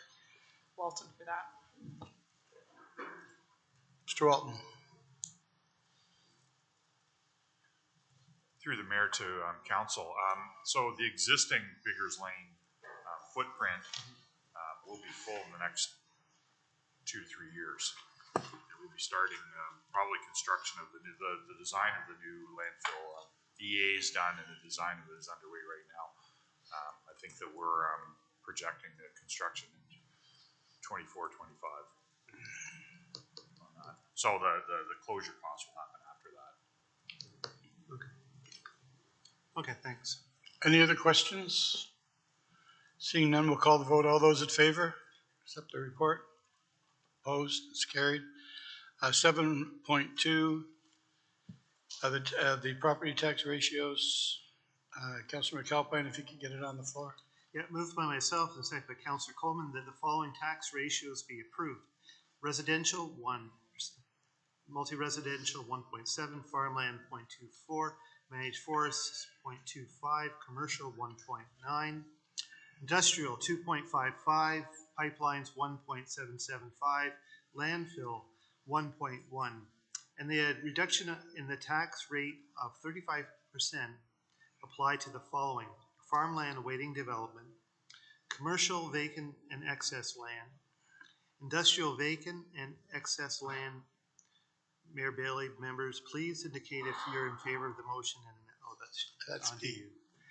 That's B. Are there any questions to the report? Or to my notes? Seeing none, call the vote. All those in favor? Opposed? Carried. Obviously, we're not going to agree on the budget today. We're not going to go any further on that. So that'll take us to next steps, which is Darrell. So through the mayor to committee, I guess in terms of the go forward for staff, I think there's, first of all, we're going to be scheduling another committee of the whole to discuss budget. I think there are probably a few questions from today that we haven't fully responded to, so we'll gather responses to those questions as part of the next meeting. We'll go away and work on the motion approved by committee, put forward by Councillor Chambers, so that work will be done. And I think really the fourth piece for us is, is there anything else we can identify as staff that we haven't done so, or something that may have come up through discussions today that could be positioned as well for a budget reduction. So I really see those as the 4 go forward steps for us. I'm not sure when that meeting date will be, but we will work to schedule that. And to Heather, she may have comments as well, but I would see those as the immediate next steps for us. Through you, Mr. Mayor, those are what I would see as the next steps. I just wanted to correct something I said regarding the debt previously. The 8% debt that we were at, that's actually issued debt. So we didn't jump from 8 to almost 15 within the 2023 budget. It includes the projects that are approved from debt and are under construction, but the debt isn't issued, plus what has happened, what we have approved, are going to approve in 2023. So that's it. Okay. So take whatever time you need to get it all put together, and we'll wait to hear when the next meeting is going to be. Number 8 is in camera. We have nothing to go in camera about. We're going to reconvene as council. Councillor Miller is going to bring that forward. Moved by myself, second by Councillor Garneau, that the committee now rise from committee of the whole and reconvene as. All those in favor? We're back as a full council, noting that everyone is still here. Number 10 on the agenda is to adjourn. Councillor Pierce? Mr. Mayor, just a reminder that I will not be here for planning and development next week on the 7th, or policy and development on the 14th, as well as the special county meeting on the 16th, but I'm potentially going to be zooming in for that. We'll see how the day goes. We've checked with your hotel and they say that you're able to do that easily. Yes, I So am. we'll expect to see you. Councillor House? And related scheduling, the meeting on February 14th, unrelated to Valentine's Day, I will not be here due to surgery the day before. I'd rather be here. Thank you. So, thanks. We're going to adjourn again. This time Councillor Kyle is going to adjourn us. Thank you.